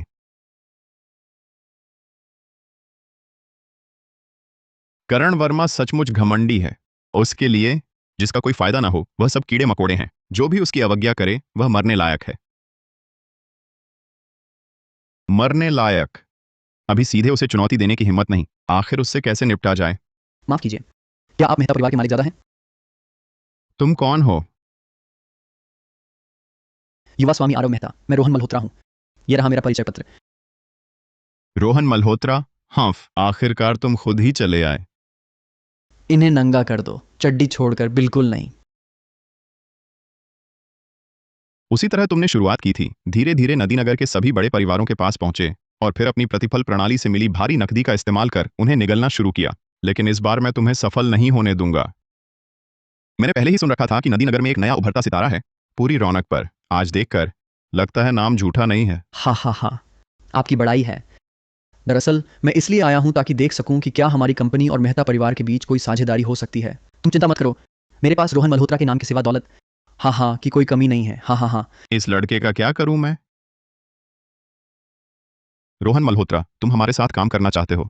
बढ़िया, हाल ही में एक प्रोजेक्ट आया है, शायद तुम्हारी जरूरत पड़े। बस हम साथ काम कर लें तो न सिर्फ तुम पैसा कमाओगे बल्कि नदीनगर के कपूर परिवार से भी रिश्ता जोड़ सकोगे। कौन सा प्रोजेक्ट? मालिक ज्यादा आरव मेहता, बताइए। जो भी मैं कर सकता हूं पूरी ताकत लगा दूंगा। सुनो, ये नदीनगर का कपूर परिवार तुम जानते हो ना? जानता हूं, नदीनगर का कपूर परिवार और तुम्हारा मेहता परिवार नदीनगर के दो सबसे बड़े घराने कहलाते हैं। बस दुर्भाग्य से उनकी अगली पीढ़ी सिर्फ एक लड़की है। औरत के हाथों संचालन, डर है कपूर परिवार का पतन हो जाए। अनन्या कपूर भले ही मूर्ख औरत है, लेकिन व्यापार के मामले में शायद तुम्हें पता ना हो, वह तुमसे इस सिर्फ प्रतिफल पर निर्भर बेकार आदमी से कितनी गुना बेहतर है। भाई रोहन, तुम ठीक कहते हो, पर बीमार शेर भी जंगल का राजा होता है। क्या तुम जानते हो नदीनगर में अभी सबसे बड़ा रियल एस्टेट प्रोजेक्ट कहाँ है? तुम्हारा मतलब कपूर परिवार के पास? हाँ, बस इस प्रोजेक्ट पर कब्जा कर लो, तुम नदीनगर में एक ही बार में मशहूर हो जाओगे। लेकिन ये कपूर परिवार ये प्रोजेक्ट मुझे क्यों देगा? यही वह राज है जो मैं तुम्हें बताने वाला हूं। कपूर बुजुर्ग अभी अभी बीमारी से उभरे हैं, खाना नहीं खा पा रहे, और कपूर परिवार की बड़ी बेटी अपने दादाजी के लिए दिलोजान से लगी रहती है। मैंने सुना है एक महाशेफ है, उसका बनाया खाना सबको पसंद आता है। अगर तुम उस महाशेफ को बुला सको बुजुर्ग के लिए खाना बनाने, तो कपूर बेटी खुश होकर शायद प्रोजेक्ट तुम्हें दे दे। तुम खुद क्यों नहीं जाते? मुझे क्यों बता रहे हो? अरे, उस महाशेफ से मेरी थोड़ी अनबन है। अगर मैं कहूंगा तो वह सुनने तक नहीं आएगा, इसलिए तुम्हें ही जाना होगा। प्रोजेक्ट मिलते ही हम आधा आधा बंटवारा कर लेंगे। अच्छा, तो देर किस बात की है? चलो चलते हैं। ठीक है। मूर्ख, आधा आधा बंटवारा, काम पूरा होते ही मैं खुद तुझे ठोकर मार दूंगा। अब देखते हैं तुम चारों कैसे बुरों की आपसी लड़ाई करते हो।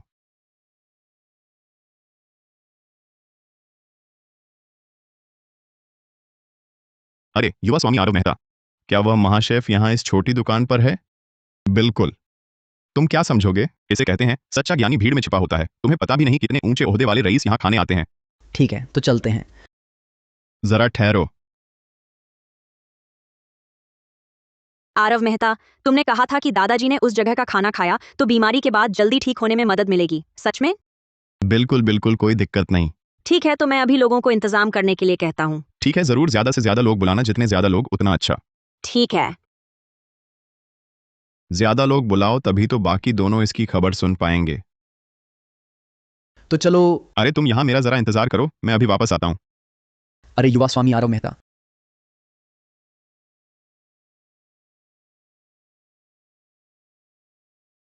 चलो ना युवा स्वामी रोहन मल्होत्रा।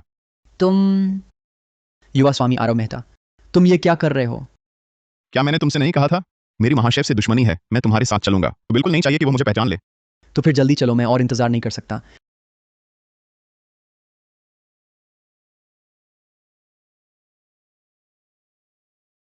युवा स्वामी आरव मेहता, अब हम क्या करें? पहले देखता हूं कोई प्रतिद्वंद्वी तो नहीं है। नायक हैं तो सही, ये खबर वाकई तेज है। अरे भाई करण वर्मा, भाई विवान शर्मा, तुम भी यहां कैसे? अरे मेरी महिला ने मुझे बताया कि उसके दादाजी को यहाँ का खाना पसंद है जो मालिक बनाते हैं, ओ हाय। इसलिए मैं यहाँ आ गया। जब उसने कहा तो मैंने मदद कर दी। बस एक भोजन है, कोई बड़ी बात नहीं। क्या संयोग है, मेरी महिला ने भी कहा वह अपने दादाजी के लिए यहां खाने का इंतजाम करवाना चाहती है। मैं ठीक समय पर पहुंच गया। तुम्हारी महिला क्या? और मेरी महिला, क्या वे दोनों एक ही व्यक्ति तो नहीं है? वह ऐसा कैसे हो सकता है? मुझे 10 हिम्मतें मिल जाएं तो भी मैं भाई करण वर्मा की तरकीबें तो नहीं चुरा सकता, है ना? हाँ, हम मानता हूं तुम्हारी हिम्मत नहीं। हाँ।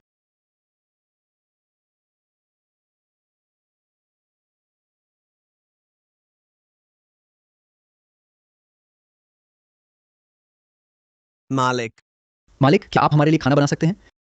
नहीं, इन 2 दिनों में कोई खाना नहीं है। जहां से आए हो वहीं लौट जाओ। अरे मालिक, क्या आप थोड़ा रियायत कर सकते हैं? हम दोनों की बहुत जरूरी बात है, आप चिंता ना करें। बस आप हमारे लिए खाना बना दें, यह आपकी मेहनत का पैसा कम नहीं होगा। नहीं, लगभग 11 करोड़ रुपए तुम्हारे एक भोजन के लिए। लगभग 23 करोड़ रुपए मुंह पर थूक दिया जाएगा तो मुंह फेरोगे नहीं। नवधनाढ्य गंवार, दूर हटो। मैं आज ही तो करण वर्मा ने उसका एक हाथ तोड़ा है, अब उसका खाना बनाने का मन होगा, क्या सोचते हो? यह मालिक नहीं करना चाहता, छोड़ो ना, हम जबरदस्ती नहीं कर सकते। बस एक भोजन ही तो है, सबसे बुरा नहीं खाएं। नहीं खाएं। बस एक भोजन ही तो है। मैं विवान शर्मा, क्या हम एक भोजन से हार मान लें? मालिक, आज का ये भोजन अगर तुमने नहीं बनाया, पता है क्या होगा? तुम्हारे बस की बात नहीं। भोजन बनाने के लिए भी धमकी? इतनी घटिया नियत, फिर दिव्यराज कैसे बना? मौत मांग रहा है। अरे एक भोजन के लिए हाथ उठाएगा, जरूरत नहीं। फिर तुम क्या करोगे? देखो मुझे, इस दुनिया में ऐसा कुछ नहीं जो पैसे से ना हो। अगर नहीं हुआ तो पैसे कम हैं। मैं जानता हूं तुम जानबूझकर हमें ललचा रहे हो। ज्यादा नहीं कहूंगा, एक कीमत 5 करोड़। तुम्हारा एक भोजन खरीदता हूं। 5 करोड़ भी कम है। तुम इतने लालची मत बनो। 10 करोड़। 10 करोड़ में तुम्हारा एक भोजन। मैंने कहा था कोई नहीं रोक सकता। नहीं बनाऊंगा।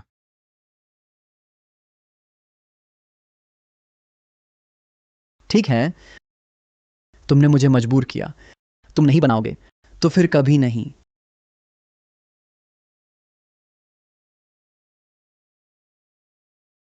तीन मिनट, मेरे लिए पूरा प्रकाश उद्यान खरीद लो। तुम इतने घमंडी हो ना, मैं खुद तुम्हें दुकान लगाने की जगह भी नहीं दूंगा। फिर देखता हूं घमंड कैसे करते हो। लेखक ने आखिर क्या सोचा था? क्या ये लोग सचमुच खलनायक नहीं हैं? श्री मल्होत्रा, काम हो गया। अब पूरा पार्क मेरा है। मैं चाहता हूं तुम तुरंत यहां से निकल जाओ। सच में सोचते हो तुम मुझे निकाल सकते हो? यह जगह महाशेफ का क्षेत्र है, मेरी है।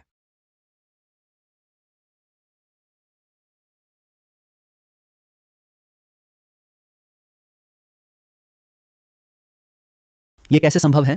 क्या हुआ? उसके पैरों के नीचे की जमीन उसकी अपनी निजी है। ये कैसे हो सकता है? इस सूर्यगढ़ में अब निजी जमीन कहां बची है? सचमुच प्रणाली वालों से निपटना आसान नहीं होता। हम इतनी बातें, मुख के ही सबसे बड़ी बात है। मैं संभालता हूं। देखता हूं जान के खतरे में क्या अब भी इतना अकड़ू रहेगा। अरे ओह, यह संभव नहीं।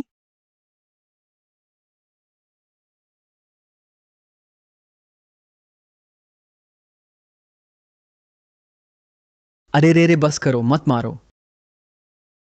ये पार्क मैंने खरीद लिया है, जो तुम तोड़ रहे हो मुझे फिर पैसे लगाकर ठीक कराना पड़ेगा। दूर हो जाओ यहां से। एक नव धनाढ़ गंवार, तुम्हें मुझे हुक्म देने का हक किसने दिया? क्या कहा तुमने? लगता है थोड़ी कुश्ती आती है तो बड़े बन गए। सिर्फ ताकतवर दिमाग से कमजोर देहाती गंवार, मेरे ख्याल से तो बिल्कुल निकम्मा हो तुम। क्या बोला? मरने की तमन्ना है?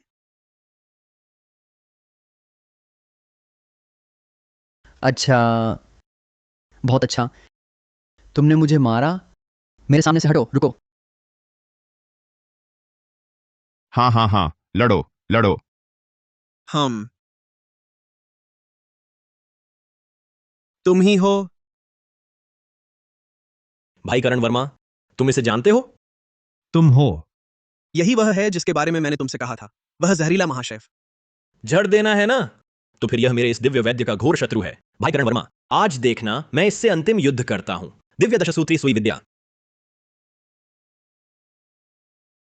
जाओ। अच्छा, आज हम नए हिसाब और पुराने हिसाब एक साथ चुकता करेंगे। मेरे महाशेफ के क्षेत्र में मेरा चाकू सिर्फ सुअर ही नहीं, इंसान भी काट सकता है।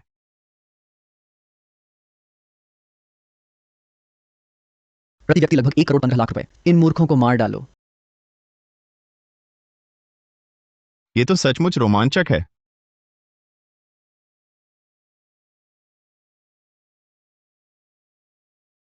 ये तो सचमुच रोमांचक है।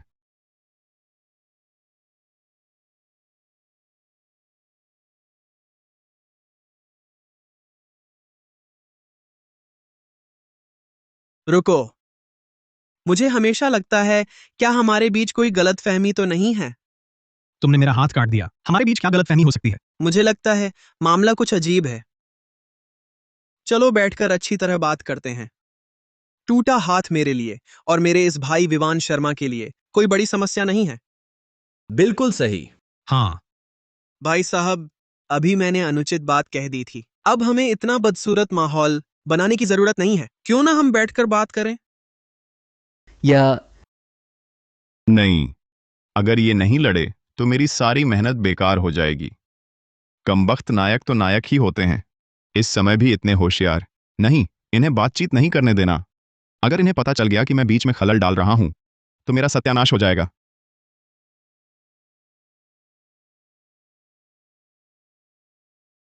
अरे कौन है? किसने पीछे से वार किया? कौन? किसने धोखे से हमला किया? रोहन मल्होत्रा, तुम ही हो ना? बकवास। मुझे तो लगता है तुम और तुम्हारा यह देहाती गंवार बड़ा भाई चुपके से किसी टोने टोटके से मारा है। रुको, सुनो तो मेरी। झूठे ठगों का झुंड, इन्हें मार डालो। अब बर्दाश्त नहीं होता। भैया, इनकी खबर लेते हैं। सम्मान दिया तो लिया नहीं, मरने को तैयार हो जाओ। मैं तुम्हें काट डालूंगा। आह,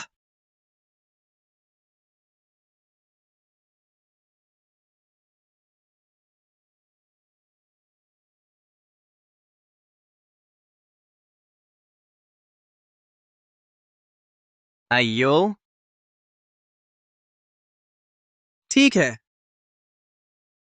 तुम लोग अगर मेरी साधना प्रकृति के नियम से न जुड़ी होती, आम लोगों को नुकसान पहुंचने का डर न होता, दैवी प्रकोप न टूट पड़ता, तो तुम में से हर एक इसी जगह लहूलुहान पड़ा होता। विवान शर्मा, चलो हम यहां से निकलते हैं। हाँ, जब मैं फिर से उठ खड़ा होऊंगा तब हम पुराने और नए सारे हिसाब चुकता करेंगे। ये कैसा पाप है जो हुआ? युवा स्वामी रोहन मल्होत्रा, आप ठीक तो हैं?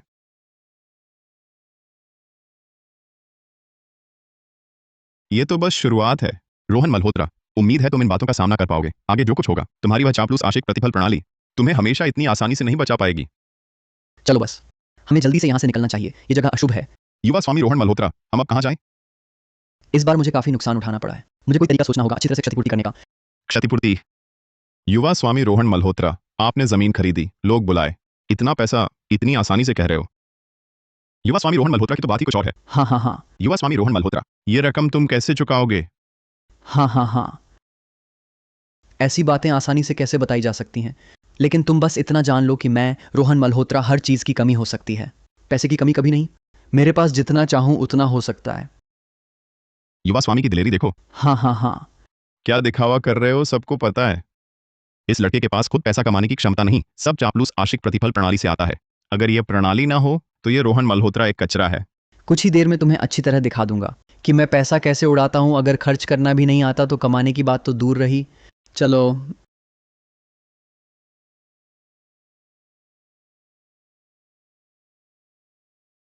युवा स्वामी रोहन मल्होत्रा, नेहा बंसल, आज मेरा मूड अच्छा है। एक बार अपना नियम तोड़ता हूं, तुम्हारी हर इच्छा पूरी करूंगा। चलो। तुम्हें लगता है मुझे नहीं पता? तुम्हें देवी जैसी लड़कियों पर पैसा उड़ाने से ही चापलूस आशिक प्रतिफल प्रणाली से रुपए मिलते हैं। तुम चिंता मत करो, अब आगे मैं तुम्हें एक पैसा भी खर्च नहीं करने दूंगा। वाह, क्या यही है अमीर लोग? अगर किसी को उनकी सेवा करने का मौका मिले तो पूरा साल चैन से रह सकता है। तुम नए लगते हो। पहले युवा स्वामी रोहन मल्होत्रा अक्सर अपनी पसंद की लड़कियों पर लगभग 1 करोड़ रुपए खर्च कर देते थे। आज तो लगता है सबका दिन अच्छा जाएगा। युवा स्वामी रोहन मल्होत्रा, आज आपने तो बहुत एहसान कर दिया। ये क्या, अभी तो शुरुआत है। आज तुम खुलकर खर्च करो। हाँ,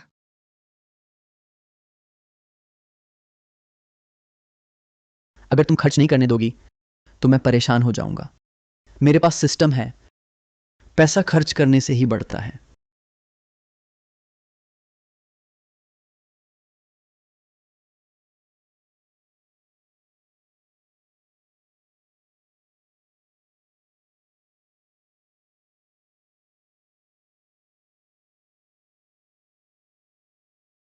युवा स्वामी, ये अच्छा है। हाँ अच्छा है।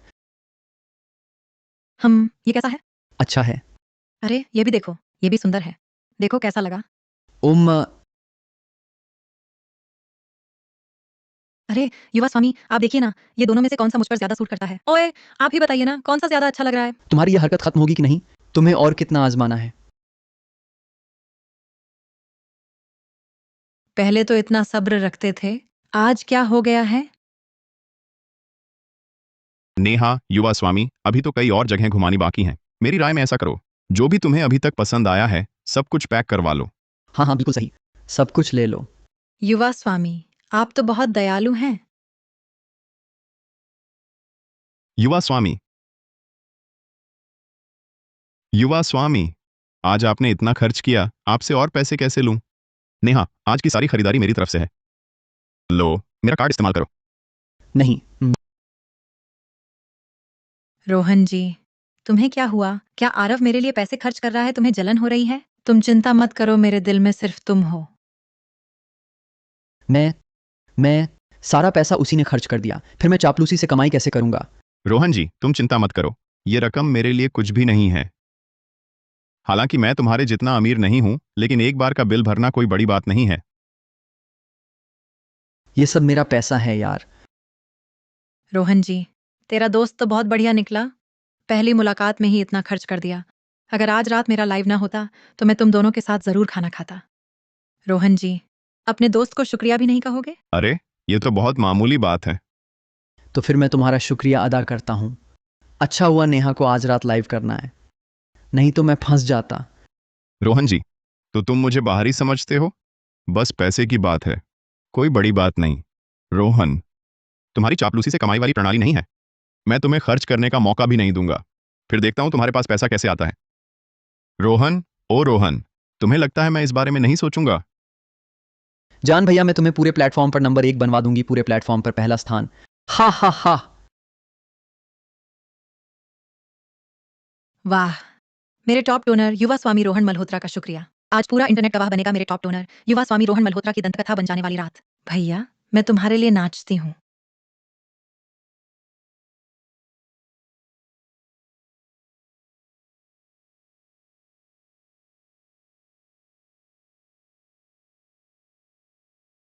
मुझे 100 गुना 1000 गुना कैशबैक दो। रोहन मल्होत्रा, मैं तुम्हें कोई मौका नहीं दूंगा।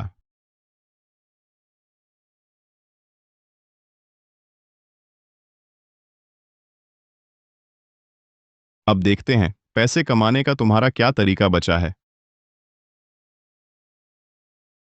ये क्या हुआ? मैंने तो गिफ्ट भेज दिए हैं, अभी तक चापलूसी रिटर्न क्यों नहीं मिला? क्या सिस्टम खराब हो गया है?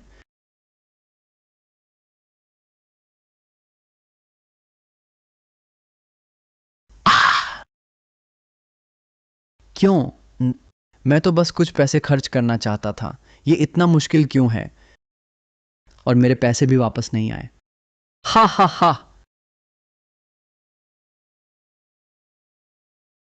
सोता हूं। कौन है? कहीं ऐसा तो नहीं कि रोहन मल्होत्रा वह लड़का आ गया हो? ऐसा नहीं होना चाहिए। नेहा बंसल? अरे अरे,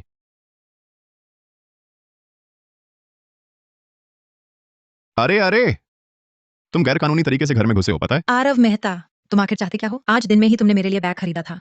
तुमने रात में मेरा लाइव सेशन क्यों बंद करवा दिया? इसका क्या मतलब है? यह वह अगर मेरे दोस्त ने पता न लगाया होता कि तुमने किया है, तो मुझे पता भी नहीं चलता। दरअसल मैं ऐसा इसलिए। आरव मेहता, क्या तुमने देखा कि युवा स्वामी रोहन मल्होत्रा ने कहा वो मुझे पूरे प्लेटफॉर्म पर नंबर 1 बनवाएंगे? तुम्हें जलन हो रही है? ये कैसे हो सकता है? नेहा, मैं कैसे युवा स्वामी रोहन मल्होत्रा की लड़की पर नजर डाल सकता हूं? हिम्मत नहीं होगी तुम्हारी? लेकिन तुमने इतनी चुनौती दे दी है। एक मर्द होने के नाते अगर मैं कुछ ना करूं तो ठीक नहीं लगेगा ना? तुम क्या करने वाले हो? मैं तुम्हें बता दूं, अगर युवा स्वामी रोहन मल्होत्रा को पता चला, पैसे से भी तुम्हें दबा देगा।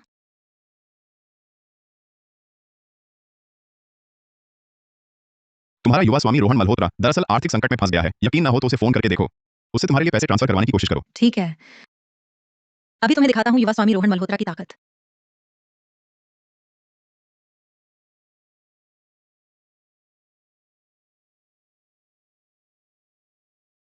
हेलो युवा स्वामी रोहन मल्होत्रा, मैं लाइव करना चाहती थी, लेकिन मेरा चैनल बंद हो गया। क्या तुम सीधे मुझे पैसे ट्रांसफर कर सकते हो? दफा हो जाओ, मैं बहुत परेशान हूं, मेरे सामने से हट जाओ। औरतें बस पैसे की भूखी होती हैं। मेरा प्रतिफल अभी तक नहीं आया और तुम मुझसे पैसे मांग रही हो। जानबूझकर मुझे चिढ़ा रही हो क्या? कैसा लगा? ऐसा कैसे हो सकता है? वह पहले कभी मुझ पर चिल्लाता नहीं था और वह कभी मुझे पैसे नहीं देता था। क्या उसे अब मुझसे प्यार नहीं है? शायद नहीं। हो सकता है उसकी तुम में दिलचस्पी खत्म हो गई हो। आरव मेहता, क्या तुम मेरी मदद कर सकते हो? मैं तुमसे विनती करती हूँ, मेरा लाइव चैनल वापस खोल दो। मैं तुमसे गुजारिश करती हूँ।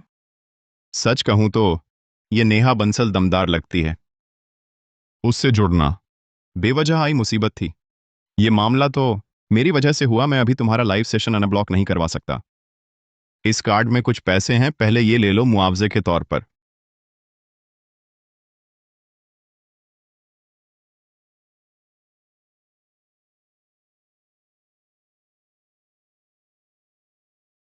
अरे, क्या कर रही हो? मुझे दूसरों के घर सोना पसंद नहीं। क्या तुम मुझे वापस छोड़ सकते हो? वाह, मुझ पर रूपजाल चलाने लगी हो। वो नालायक रोहन मल्होत्रा ने मेरे साथ ऐसा किया।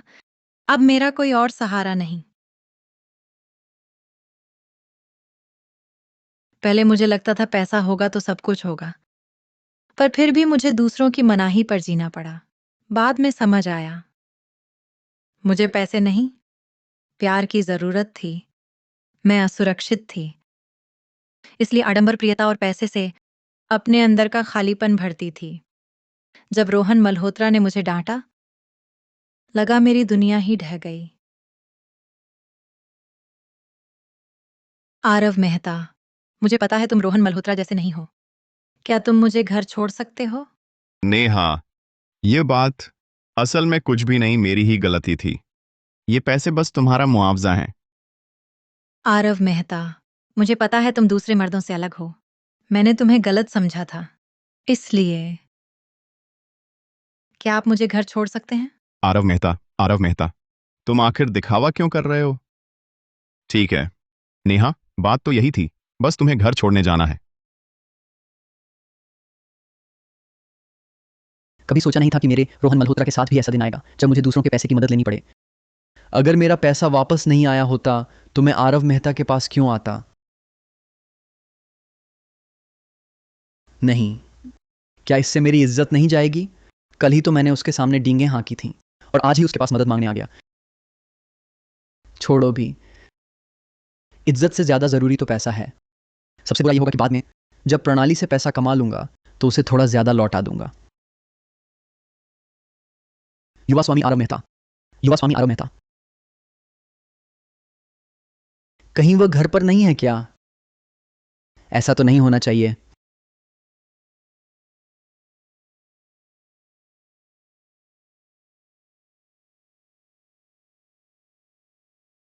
आरव मेहता, कल किसने कहा था कि बस उसे घर छोड़कर आएगा? हाँ, तुम्हारा दिमाग ठीक है। मैं जाना चाहती थी, तुमने जाने ही नहीं दिया।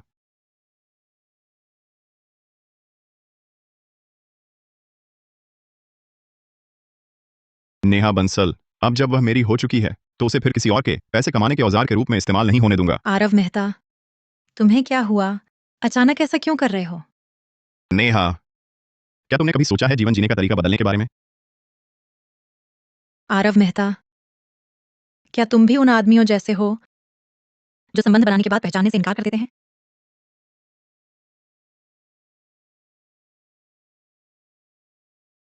आरव मेहता, मैं आपसे विनती करती हूं, मुझे छोड़कर मत जाइए। इतने क्रूर मत बनिए। मुझे पता है आप भी उन अमीरों की तरह हैं जो मुझे नीची नजर से देखते हैं, लेकिन मैं सच कहती हूं, मुझे कुछ नहीं चाहिए। बस आप मेरे साथ रहिए। मैं सच कहता हूं, मैं कसम खाता हूं, मैं बहुत कम खर्च कर सकता हूं, सच में।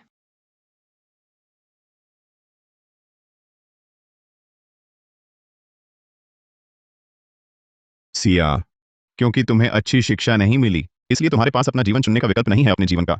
मैं तुम्हें छोड़ना नहीं चाहता। मैं चाहता हूं कि तुम्हें बेहतर जीवन मिले, एक ऐसा जीवन जो तुम खुद चुन सको। दूसरी बात, क्या तुम्हारा वह लाइव स्ट्रीमिंग पूरी जिंदगी चल सकता है? जो लोग तुम्हारा लाइव देखना पसंद करते हैं, क्या वे सच में लाइव देखना चाहते हैं या फिर उनका कोई और इरादा है? ये तुम मुझसे बेहतर जानती हो। क्या मेरे पास सच में अधिकार है अपना जीवन खुद चुनने का? बिल्कुल है। मैं चाहता हूं तुम 3 साल विदेश पढ़ने जाओ, दुनिया की टॉप यूनिवर्सिटी में। बस तुम्हारी मर्जी हो। देश में क्यों नहीं? तुम्हें एक बिल्कुल नया माहौल अपनाना होगा, तभी पुराने जीवन से पूरी तरह छुटकारा मिलेगा। ठीक है आरव, मैं तुमसे वादा करती हूं, लेकिन तुम भी मुझसे वादा करो, तुम मुझसे जरूर मिलने आओगे। ठीक है, मैं वादा करता हूं।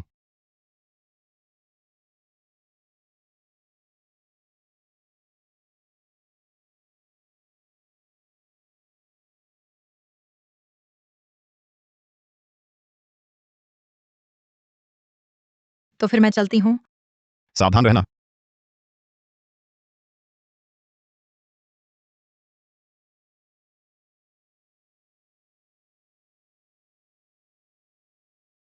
वाह, बहुत अच्छा। रोहन, सिया विदेश पढ़ने गई है। तुम्हारी चाटुकारिता करने वाली देवी अब नहीं रही। चाटुकार प्रतिफल भी खत्म। अब देखता हूं तुम मेरे सामने कैसे टिकते हो। 3 साल का समय तुम्हें कुचल डालने के लिए काफी है। मेजबान का पता चला, सिस्टम के नायकों की कहानी के विकास को बार बार सफलतापूर्वक रोकने पर अब पुरस्कार दिया जा रहा है, चाटुकार धन का 100 गुना लाभ। नहीं, क्या कुछ और नहीं मिल सकता? मुझे पैसे की जरूरत भी नहीं है। मैं अनन्या, तुम्हारी बहन के जन्मदिन के भोज में मैं जरूर आऊंगा। फिक्र मत करो, मैं अच्छी तैयारी करूंगा।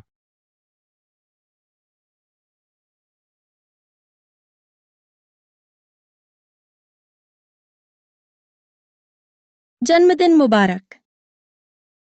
यह दिव्यराज करण वर्मा शायद वहां मौजूद होगा।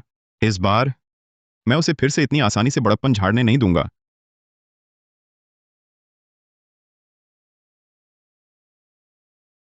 मेरी भाभी जी पर आंखें तरेरने की हिम्मत! अगर यह करण वर्मा ना होता तो मैं तुम्हें सबक सिखा देता।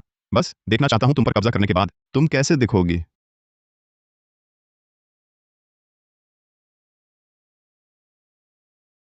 ये लड़का कौन है? ये तो कुमारी अनन्या कपूर के जन्मदिन का भोज है। इतनी बेधड़क होकर अंदर घुस आया, जान का दुश्मन बना बैठा है। मुझे तो ये लगता है यह भी पहले वाले बिना लाइसेंस इलाज करने वाले वैद्य विवान शर्मा जैसा है। शायद कपूर परिवार से चिपकना चाहता है और यहाँ ढोंग रचने आया है। दोस्तों, पिछली बार वह ठग अगर युवा स्वामी आरव मेहता न होते तो हम सब उसके चक्कर में फंस जाते। देखो इस आदमी को यहां आकर भी पता नहीं करता कि युवा स्वामी आरव मेहता मौजूद है, फिर भी ढोंग रचने की हिम्मत कर रहा है। अरे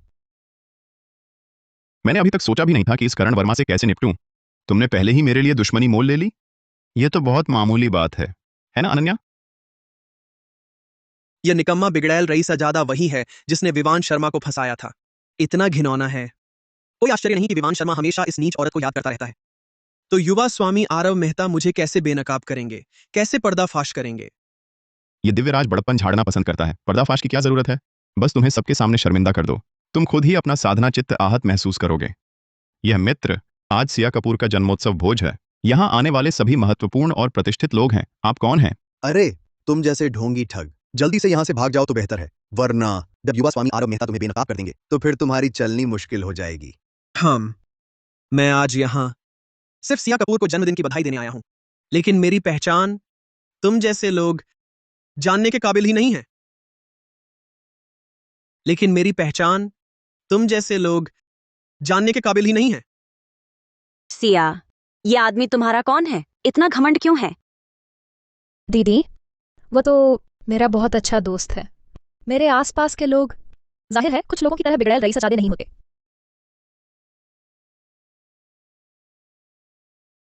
भाई साहब, बड़ी बड़ी बातें करने से पहले खुद को शीशे में देख लो कि तुम हो कौन। तुम कहते हो कि तुम कोई बड़ी शख्सियत हो, ये कौन मानेगा? सिया, आज मैं अपनी असली पहचान जाहिर नहीं करना चाहता था, लेकिन मजबूरी है, कुछ लोगों की नजर ही इतनी नीची है। तो अब मैं तुम्हें बता देता हूं, मैं हूं दिव्यराज महल के अधिपति, दिव्यलोक के नागराज करण वर्मा। दिव्यराज महल। मैंने सुना है दिव्यराज महल का अधिपति दुर्लभ दर्शन वाला होता है, दुनिया के शीर्ष व्यक्तियों में से एक है। तुम कहते हो कि तुम अधिपति हो? बिल्कुल हास्यास्पद है। दिव्यराज महल के वाम रक्षक फिलहाल जियांगचेंग में ही हैं। मुझे लगता है तुम झूठी डींग हाँक रहे हो और फटने का डर भी नहीं। तुम लोग तो सच में बड़ी इज्जत दे रहे हो, लगातार उसकी पोल ढकने में लगे हुए। नहीं, उसे बड़प्पन झाड़ने का मौका बिल्कुल नहीं देना है। मैं तुम्हें बता देता हूं, तुम लोगों के कहे अनुसार वाम रक्षक लोंगताओ भी मुझे देखकर मेरे सामने घुटने टेकेंगे। वाह, क्या सचमुच खुद को दिव्यराज समझ बैठे हो? हाँ, हम्फ! जल्द ही तुम जैसे छोटी बात से अंधे होकर बड़ी सच्चाई न देख पाने वाले लोग जान जाएंगे। तुम्हारे कहे बड़े आदमी मेरे सामने कितने तुच्छ रह जाते हैं। बड़े आदमी, आज मैं खुद तुम्हारी शान उड़ा दूंगा।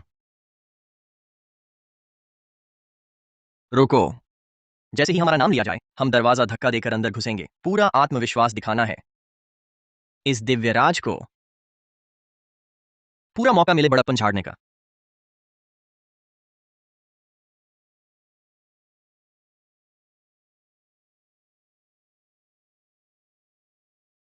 दिव्यराज, बड़प्पन झाड़ना फेल हो गया।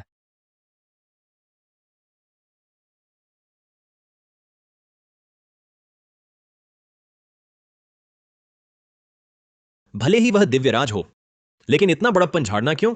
लगता है हमें शर्मिंदा करना चाहता है। कितना छोटा दिमाग है। माफ कीजिएगा, हे दिव्यराज, क्या हम दरवाजा बंद करके फिर से कोशिश करें? बस पूर्वाभ्यास समझ लीजिए।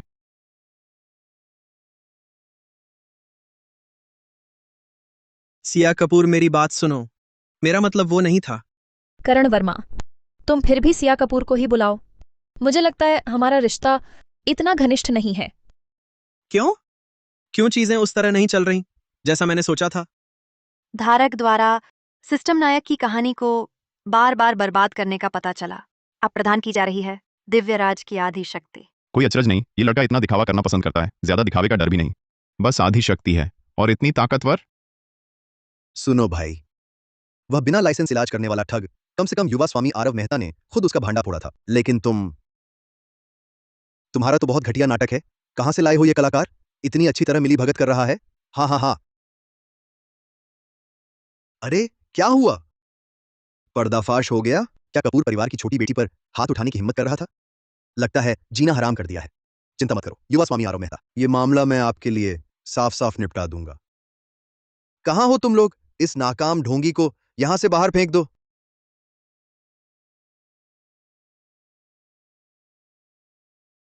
तुम लोग मुझ पर विश्वास नहीं करते? अच्छा, तो क्या तुम लोग मेरे साथ शर्त लगाने की हिम्मत रखते हो? अगर मैं सच में दिव्यराज हूं तो तुम सबको मेरे सामने घुटने टेक कर माफी मांगनी होगी, खासकर तुम्हें न सिर्फ माफी मांगनी होगी बल्कि घुटने टेक कर यहां से लुढ़कते हुए निकलना होगा। अरे मुझ में क्या डर है, मैं तो। अरे यांग शाओ, तुमने मुझे रोका क्यों? तुम उससे क्या शर्त लगा रहे हो? तुम्हें उससे सबूत चाहिए क्या? तुम लोगों को उससे सबूत चाहिए या फिर सिया से? तुम उसे क्या साबित करना चाहते हो? जीजा, उसका सबूत कौन देखना चाहता है? ये जो दिव्यराज हैं, सोचो, अगर तुम जीत गए तो फायदा घुटने टेक कर माफी मांगना और उसे यहां से रेंग कर निकलना पड़ेगा। अगर हम जीत गए तो हमें कुछ नहीं मिलेगा। क्या हम सब यहां तुम्हारा मनोरंजन करने आए हैं? इसलिए हम शर्त नहीं लगाएंगे। हम्फ, ठीक है।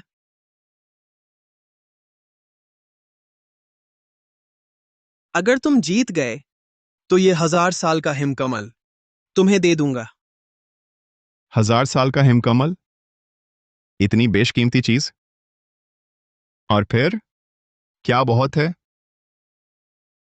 भाई, शायद तुम्हें पता नहीं ये कैसा मौका है। क्या ऐसी चीज लाकर हमारा अपमान कर रहे हो? अच्छा, बस तुम शर्त लगाने को तैयार हो? बस तुम जीत जाओ, मैं तुम्हें 100 अरब का ऑर्डर दे दूंगा, दिव्यराज महल के दाहिने रक्षक का पद भी। मैं अभी आराम से निश्चिंत जीवन जी रहा हूं। मुझे तुम्हारी चीजें नहीं चाहिए, इसलिए मैं फिर भी शर्त नहीं लगाऊंगा। तुम आखिर तुम कैसे शर्त लगाओगे? इस ख्वाहिश को दिल से निकाल दो। मैंने कहा शर्त नहीं, तो शर्त नहीं। दिव्यराज, हम्फ, मैं समझ गया। आज तुम सब कीड़े मकोड़े बस मेरा मजाक उड़ाने आए हो। विक्रम सिंह, हाजिर है। मेरा आदेश है, आज कोई भी जिंदा यहां से नहीं जा पाए। आज की इस बेइज्जती का मैं तुमसे खून का बदला खून से लूंगा। जी। अरे तुम ही तो नाटक कर रहे हो, हमारा क्या लेना देना? मारकाट मचा रखी है, कानून कहां है? सिया, तुम चिंता मत करो, आज मैं तुम्हारा जन्मदिन सबसे अच्छा बनाऊंगा। लेकिन ये लोग यहां रहने के लायक नहीं। थू, लगता है तुम्हें जीना मंजूर नहीं। यहां हाथ उठाने की हिम्मत? कहां हैं सब? इस पागल को पकड़ लो। ओह,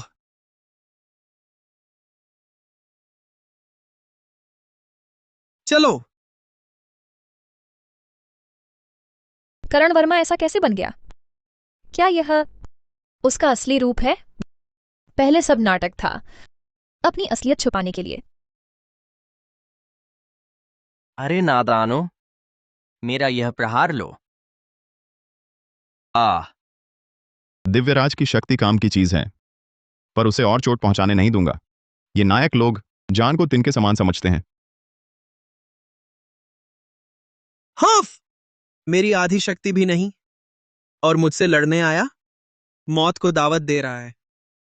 आज का अपमान सब तुम्हारी वजह से है, तो अब तुम्हारी जान लेकर इसका बदला चुकाऊंगा। नहीं। नहीं करण वर्मा, मुझे फर्क नहीं पड़ता तुम दिव्यराज हो या कोई और। मैं तुमसे कहती हूं, अभी मेरे जन्मोत्सव भोज से चले जाओ। मेरा जन्मदिन तुम जैसे पागलों का बिना वजह मारने वालों का स्वागत नहीं करता। सिया, मुझे समझने दो, ये सब इसलिए हुआ क्योंकि बस, मैं तुम्हारा कोई बहाना नहीं सुनना चाहती। आज तुमने जो कुछ किया उससे मैं बहुत निराश हूं। मुझे समझ नहीं आता, पहले तुम अच्छे लगते थे। तुम मार्शल आर्ट जानते हो, लेकिन तुमने हाथ बढ़ाया उन पर जो तुमसे कमजोर हैं। तुम सच में नीच इंसान हो। सिया, मैंने जो कुछ किया वो सब तुम्हारे लिए था। तुम यहां से चले जाओ। ये दिव्यराज तो बहुत ताकतवर निकला। सिया, धारक द्वारा सफलतापूर्वक नष्ट किए जाने की पुष्टि नायक प्रणाली के कथानक विकास की पुरस्कार वितरित किया जा रहा है। दिव्यराज की संपूर्ण युद्ध क्षमता तथा आकर्षण वृद्धि प्रदान की गई। आरव मेहता में भले ही कई कमियां और समस्याएं हैं, लेकिन यह जानते हुए कि हारेगा, उसने तुमसे मुकाबला किया सिर्फ इसलिए ताकि और लोग तुम्हारे हाथों चोट न खाएं। मेरी नजर में वही सच्चा नायक है। अब मुझे समझ आया कि मेरी बहन उसे इतना क्यों पसंद करती थी। सिया, क्या उसने तुम पर जबरदस्ती की? कृपया तुरंत अभी मेरे जन्मदिन के भोज से बाहर जाइए। मैं दोबारा नहीं कहूंगी। ठीक है सिया, मैं जा रहा हूं, लेकिन मैं वापस आऊंगा। मुझे तुम्हें बताना ही होगा कि तुम्हारे लायक असली इंसान कौन है।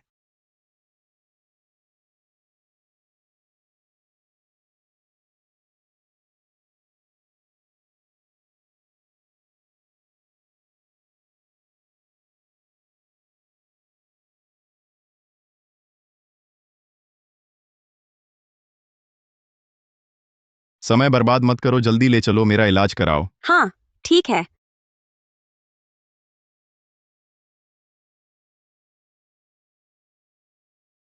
अय्यो, बहुत दर्द हो रहा है। अरे बाप रे, कितना दर्द है। तुम खड़े खड़े क्या देख रहे हो? जल्दी से दबाओ ना। तुम इतना चिल्ला क्यों रहे हो? बस पीठ दबाने की बात है ना। उसको चोट लगी है और जन्मोत्सव भोज पर करण वर्मा को भी रोका। उसकी पीठ दबा दो, इसमें कुछ खास नहीं है ना। अरे वाह, आराम मिल रहा है थोड़ा और ऊपर। अरे वाह, हाँ हाँ, बिल्कुल आरामदायक। अरे वाह, अच्छा लग रहा है। जोर से।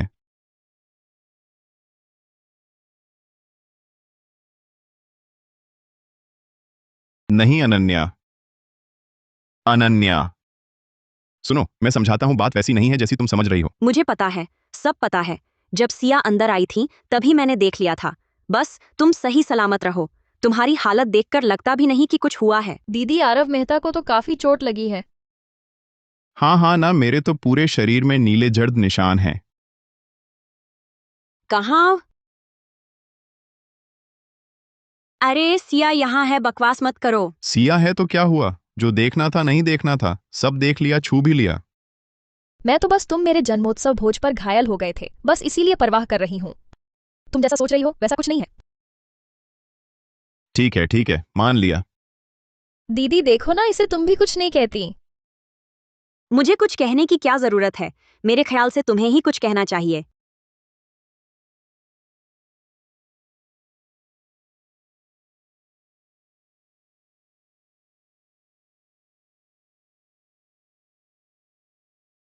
मैं सच में जानबूझकर नहीं था। सिया, मैं जानती हूँ।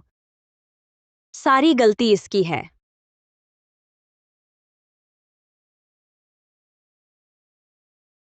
क्या क्या कहा? विवान शर्मा फिर से लोगों को नुकसान पहुंचा रहा है। क्या? ये मेरा बेटा है, लगभग 5 साल से बेहोश है। दुनिया के सारे नामी वैद्य दिखा चुके हैं, सबने कहा कोई उपाय नहीं। तुमने ही कहा था कि मेरे बेटे को बचा सकते हो। हाँ, तभी मैंने तुम्हें वहां से निकालने की कोशिश की। फिक्र मत करो खन्ना परिवार के मुखिया, इस दुनिया में ऐसा कोई रोग नहीं जो मैं ठीक न कर सकूं। वैद्य विवान शर्मा, पहले देख लो फिर बात करना। पिछले दिनों कपूर परिवार के बुजुर्ग का मामला मैंने सुना है। अगर तुमने मुझे धोखा दिया तो मैं खन्ना भले ही कोई खास बड़ी ताकत न रखता हूं, लेकिन तुम्हें जेल भिजवा देना और जीवन भर रहने देना मेरे बस की बात है। सब उस कमीने आरव मेहता और अनन्या कपूर की वजह से। अगर ये दोनों ना होते, पहले तो ये लोग मुझसे घर बुलाकर इलाज करवाते थे। अब हिम्मत कैसे हुई धमकाने की?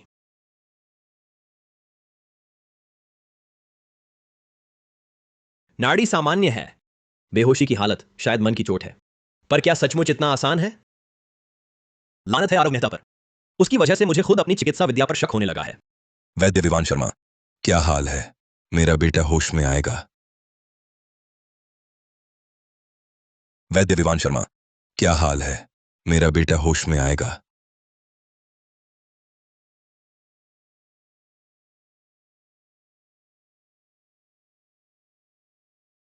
आपके बेटे की हालत तो शायद। तू ये बिना लाइसेंस इलाज करने वाला ठग अब भी धोखा देने निकला है? खन्ना चाचा, आदित्य की हालत इतनी गंभीर हो गई है, आप घबराहट में किसी से भी इलाज न कराएं। ये आदमी पिछली बार मेरे दादाजी की जान ली बैठा था। तुम दोनों का यह बकबक बंद होगा या नहीं? मैं बता दूं, खन्ना परिवार के मुखिया मुझे बुलाना उनकी खुद की मर्जी है। तुम दोनों का इसमें क्या लेना देना? खन्ना साहब ये इलाज करवाएंगे या नहीं? अनन्या, तुम चिंता मत करो। वैद्य विवान शर्मा को मैंने जेल से निकलवाया है। उसने पक्का कहा है आदित्य को ठीक कर देगा। अगर झूठ बोला तो उसे वहीं जिंदगी भर रहने दूंगा। वैद्य विवान शर्मा, कृपया। ठीक है खन्ना साहब, आपके बेटे की स्थिति मैं समझ गया हूं। मुझे 70% भरोसा है उसे बचा लूंगा। सच में? बड़ी हंसी आती है। पिछली बार भी कपूर परिवार के दादाजी का इलाज करते समय आपने यही कहा था, लेकिन आखिर हुआ क्या? खन्ना साहब, आप मुझ पर भरोसा रखें, बस आप भरोसा रखें, मैं हर कीमत पर आपके बेटे को बचा लूंगा। खन्ना चाचा, अनन्या, चाचा को एक बार आजमाने दीजिए। वैद्य विवान शर्मा, कृपया। ठीक है खन्ना साहब, यह मेरी गुप्त अद्वितीय विद्या है, दिव्य दशसूत्री सुई विद्या। अगर मैंने यह सुई विद्या चलाई तो आपके बेटे को जरूर बचा लूंगा। मुझे विवान शर्मा की चिकित्सा विद्या और दिव्यराज की युद्ध क्षमता मिली, जबकि यह आदित्य खन्ना आत्मा और शरीर से मिट चुका है। बस एक खोखला शरीर रह गया है, अब कुछ भी नहीं किया जा सकता, उसके जागने की कोई संभावना नहीं। फिर भी विवान शर्मा जिद कर रहा है उसे बचाने की। लगता है वह अपनी प्रणाली के लिए दूसरों की जान की परवाह नहीं कर रहा, यहां तक कि आदित्य खन्ना के अंतिम शरीर को भी नुकसान पहुंचाना चाहता है। क्या तुम्हें यकीन है कि यह सुई चिकित्सा उसे बचा सकती है? वैद्य विवान शर्मा, कोई और तरीका आजमाओ। पिछले दिनों ही अभी तो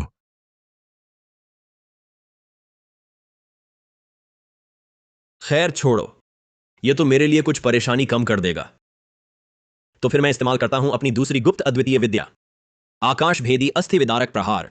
इससे भी उसे जिला सकता हूं। ध्यान से देखो।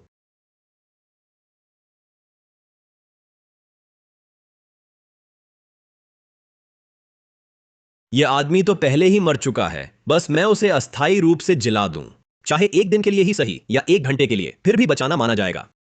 तब मैं और आगे बढ़ सकूंगा और आरव मेहता से अच्छी तरह निपट सकूंगा। वैद्य विवान शर्मा, आपकी यह तकनीक मालिश जैसी क्यों लग रही है?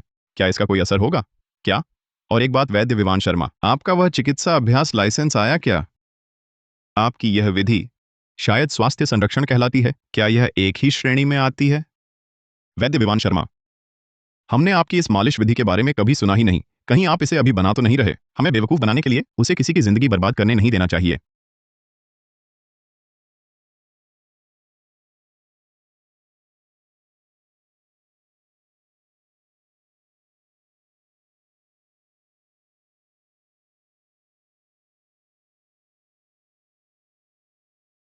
आदित्य बाठू, आदित्य बाठू, आदित्य बाठू। विवान शर्मा, अगर मेरे बेटे को कुछ भी हो गया तो मैं तुम्हारी जान ले लूंगा। नहीं, ये अधकचरा सचमुच जान लेना चाहता है। सोचा ना था दिव्यराज की शक्ति और विवान शर्मा की चिकित्सा विद्या शायद आदित्य खन्ना को ठीक कर दे। कोई आश्चर्य नहीं कि विवान शर्मा असफल रहा। वह सिर्फ चिकित्सा जानता है, मंत्र तंत्र नहीं। यह कैसे संभव है आदित्य खन्ना की आत्मा को फिर से गढ़ना? खन्ना चाचा, मैं आदित्य खन्ना को ठीक कर सकता हूं। हालांकि मुझे पूरा भरोसा नहीं, लेकिन यही एकमात्र मौका है। पिताजी, उसे कोशिश करने दीजिए।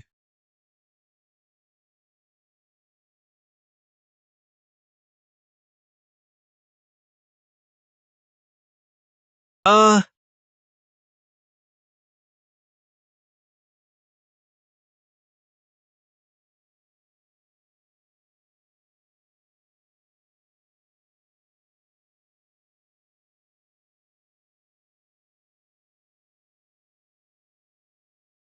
यह इलाज पूरा हो गया।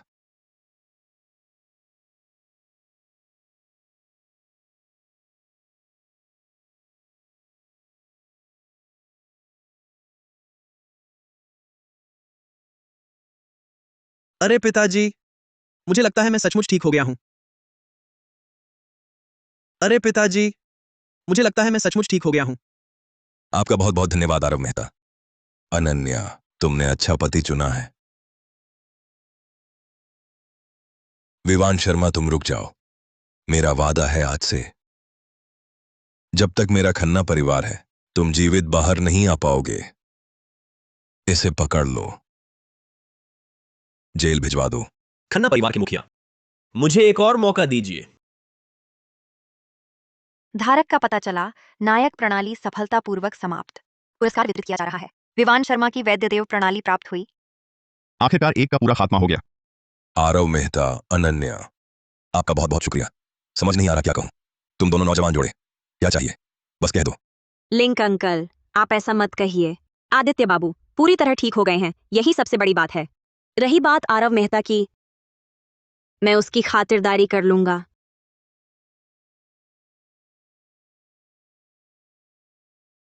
तुम मुझे क्यों खींच रही हो? वह सबसे बड़ा धनकुबेर लिंक अंकल हैं। ये कितना दुर्लभ मौका है। चलो बस, जल्दी चलते हैं। आज तुमने बहुत मेहनत की। थोड़ी देर में तुम्हें कुछ स्वादिष्ट खिलाऊंगा। यह तुम्हारा इनाम समझो।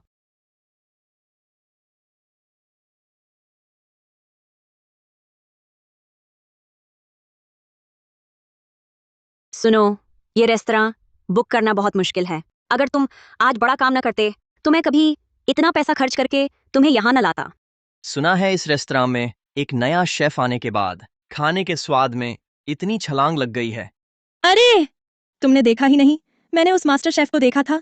उसका सिर्फ एक हाथ है और वह एक हाथ से इतना स्वादिष्ट खाना बनाता है। ये तो कमाल है। ये विवरण कहीं समीर रेड्डी तो नहीं?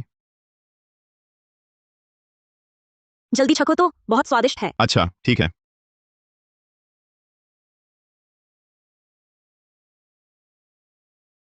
हाँ, ये स्वाद वाकई अच्छा है, लेकिन लेकिन ये तो साफ पूर्व तैयार पकवान है।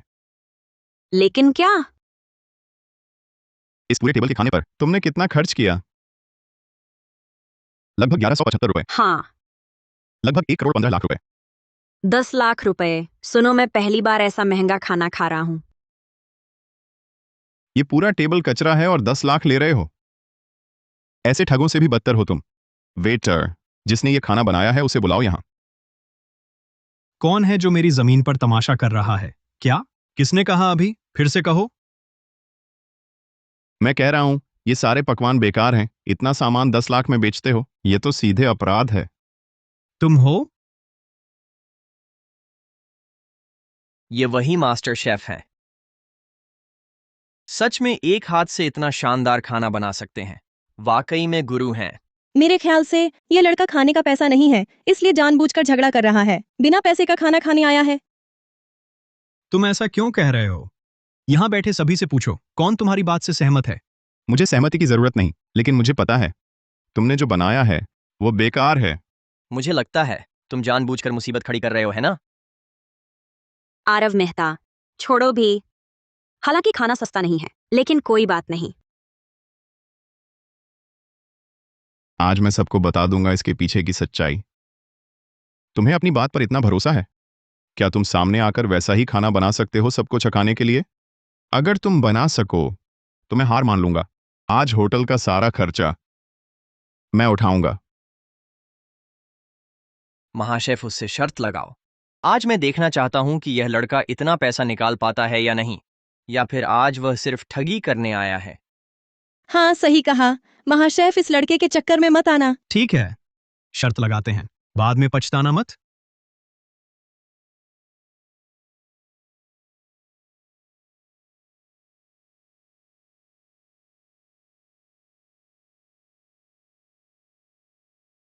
अरे, तुम्हारा अकेले चखना मान्य नहीं है। सबको चखना चाहिए।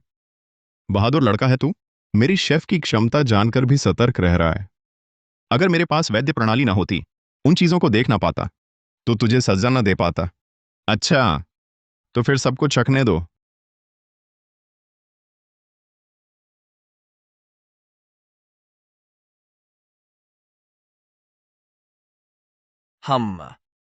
ये स्वाद वाकई थोड़ा बदला हुआ है, पर मैंने सुना है पहले महाशेफ अकेले ही खाना बनाते थे। शायद हमारी भीड़ की वजह से उनके स्तर पर असर पड़ा है। हाँ हाँ, बिल्कुल सही। शुक्र है ये दोनों मेरे वफादार ग्राहक हैं, वरना मुश्किल हो जाती। क्या कहते हो? अब तुम्हारे पास और क्या बहाना है? आरव मेहता, छोड़ो भी। हम पैसे दे देते हैं। झगड़ा बढ़ाने से बेहतर है चुप रहो। पैसे की बात नहीं है। मैं नहीं चाहता कि मेरे अपने किसी ठग के हाथों ठगे जाएं। जरा ठहरो।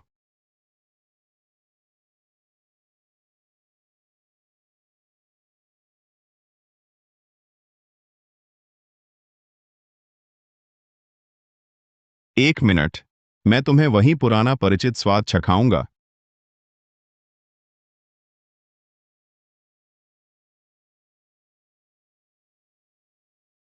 मादरचोद, पूर्व तैयार खाना बेचकर लोगों को ठग रहा है और इतनी महंगी कीमत पर। तो तुम ठग हो। नहीं, अरे अरे मत मत, अरे अरे।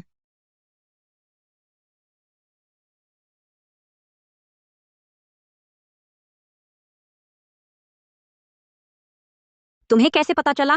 तुम्हारा आदमी, मैं सब कुछ कर सकता हूं। मैं एक कॉल लेता हूं। हेलो।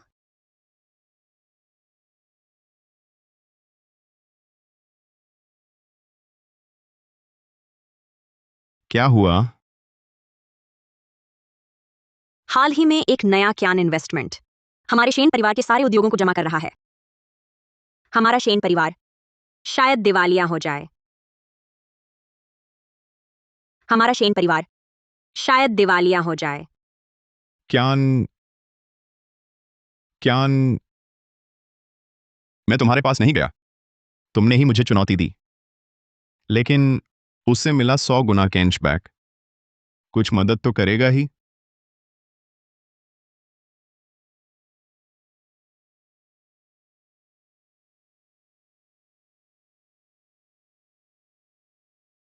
सौ गुना कैशबैक सक्रिय 1 करोड़ से 100 करोड़। ये 1 करोड़ तो बूंद भर पानी जैसा है। चिंता मत करो, मैं हूं ना, सब संभाल लूंगा।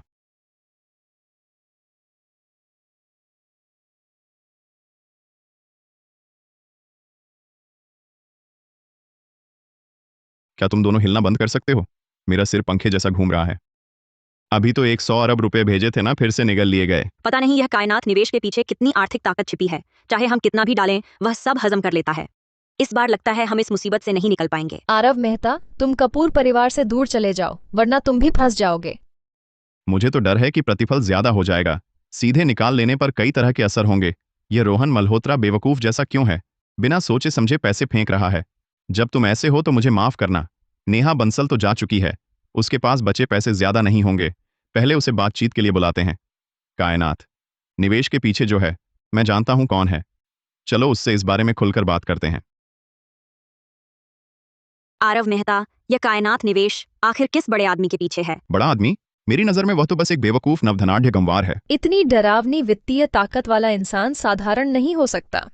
वह मूर्ख तो बहुत ही साधारण है। वह एक सबक भूल गया, सोने के पहाड़ पर बैठना ही एक अपराध है। दौलत छिपाने का सबक भूल गया। हाँ हाँ हाँ। तुम कह रहे थे वह असाधारण इंसान आ गया। हाँ हाँ हाँ। आरव मेहता, तुमने मेरी कमाई का रास्ता बंद कर दिया और सोनिया को मेरे पास से भगा दिया। अब मैं भी तुम्हारी सब कुछ तबाह कर दूंगा। लगता है आप ही हैं कायनात ग्रुप के मालिक। मैं आपसे कहना चाहता हूं, आपका यह व्यवहार और कार्यशैली, चाहे आर्थिक नजरिए से देखें या व्यावसायिक नजरिए से, बिल्कुल नुकसानदायक है।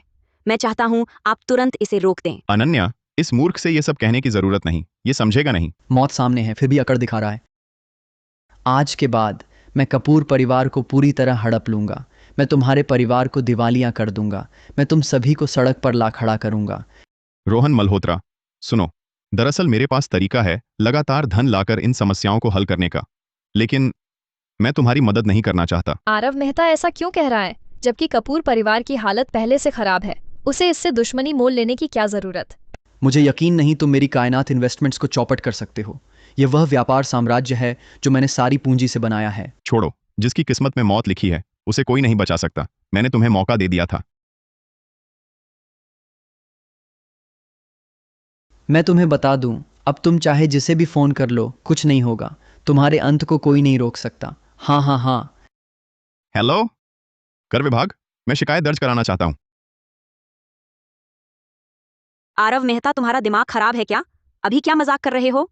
उनका कायनात निवेश, उसमें कर की समस्या कैसे हो सकती है? मैं बस इसे सरल तरीके से उसे ठिकाने लगा दूंगा। यह रोहन मल्होत्रा प्रणाली मिलने के बाद घमंड में चूर हो गया और कभी कर नहीं भरा। चाहे कितना भी बड़ा व्यापार साम्राज्य हो, कर तो ईमानदारी से भरना ही पड़ता है। मैं खुलकर शिकायत करता हूं। कायनात समूह और रोहन मल्होत्रा की कर चोरी की भारी धनराशि का स्रोत अज्ञात है।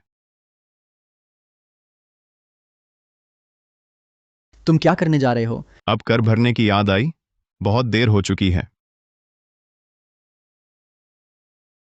क्या आप रोहन मल्होत्रा हैं? आप पर कई आर्थिक अपराधों का संदेह है। कृपया हमारे साथ चलिए। मैं हारा नहीं हूं, मैं कर भर सकता हूं। रुको, बस मुझे बाहर निकलने दो, मेरे पास फिर से पैसा होगा। बड़े अफसोस की बात है, तुम्हें वह मौका नहीं मिलेगा। पता चला धारक ने सफलतापूर्वक प्रणाली नायक को हटा दिया है। पुरस्कार वितरित किया जा रहा है। रोहन मल्होत्रा की 1000 गुना प्रतिफल प्रणाली प्राप्त हुई। अरे इतनी आसानी से तुमने इसे सुलझा लिया? इतना बड़ा व्यापार साम्राज्य इतनी आसानी से? हाँ, उच्च स्तरीय व्यापारिक संघर्ष अक्सर इतना ही साधारण होता है। मैं उसे जानता हूं, वह कभी कर नहीं भरेगा। इसलिए कहते हैं, छोटी चूक से बड़ा नुकसान। कर जरूर भरना याद रखना। आरव, तुम सचमुच कमाल के हो। हाँ।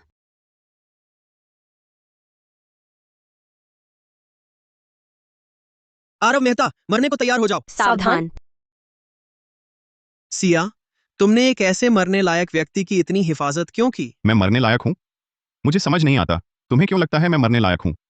क्या इसलिए क्योंकि मैंने तुम्हारे ढोंग में रुकावट डाली, या इसीलिए कि जिस औरत को तुम चाहते हो वह मेरे करीब आ गई? सिर्फ इन छोटी बातों पर तुमने मेरी सजा तय कर दी।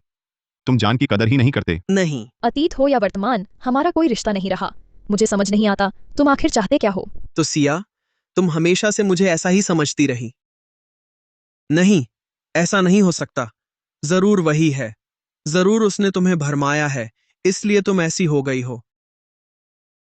अब जब तुम वो सिया नहीं रही जिससे मैं प्यार करता था, तो तुम भी उसके साथ मर जाओ। सिया, सावधान। आह, नहीं। सोचा ना था इतना दर्द होगा।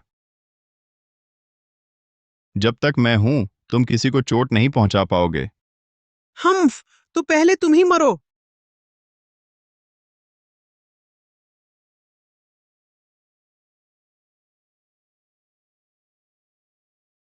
रुको, वरना हम गोली चलाएंगे।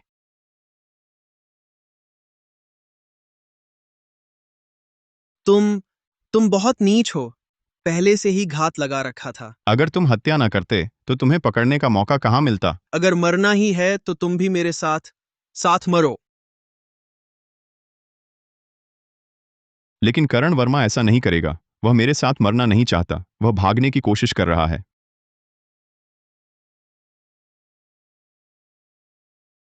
तुम्हें कैसे पता चला? हर बार धर्मनिष्ठ बनने का ढोंग करते हो, लेकिन असल में तुम होते हो सबसे डरपोक। समझो मत कि मुझे नहीं पता। हर बार तुम तौल तुल करके समझते हो कि ढोंग करके बच निकलोगे। मैं दिव्यराज महल का अधिपति, दिव्यलोक का नागराज करण वर्मा हूं। तुम चाहे जो भी हो, चाहे जितने भी शक्तिशाली हो, लेकिन जब तक इंसान हो, दूसरों की जान से खिलवाड़ नहीं कर सकते। इतने सालों से तुम्हारे दिव्यराज महल ने कितने घिनौने काम किए हैं, कितनों की हत्या की है, सिर्फ तुम ही जानते हो। चाहे तुम कितने भी ताकतवर क्यों ना हो, कानून से ऊपर नहीं हो सकते। मेरी बात पूरी, ले जाओ इसे। मैं तुम्हें बता दूं, मैं वापस आऊंगा।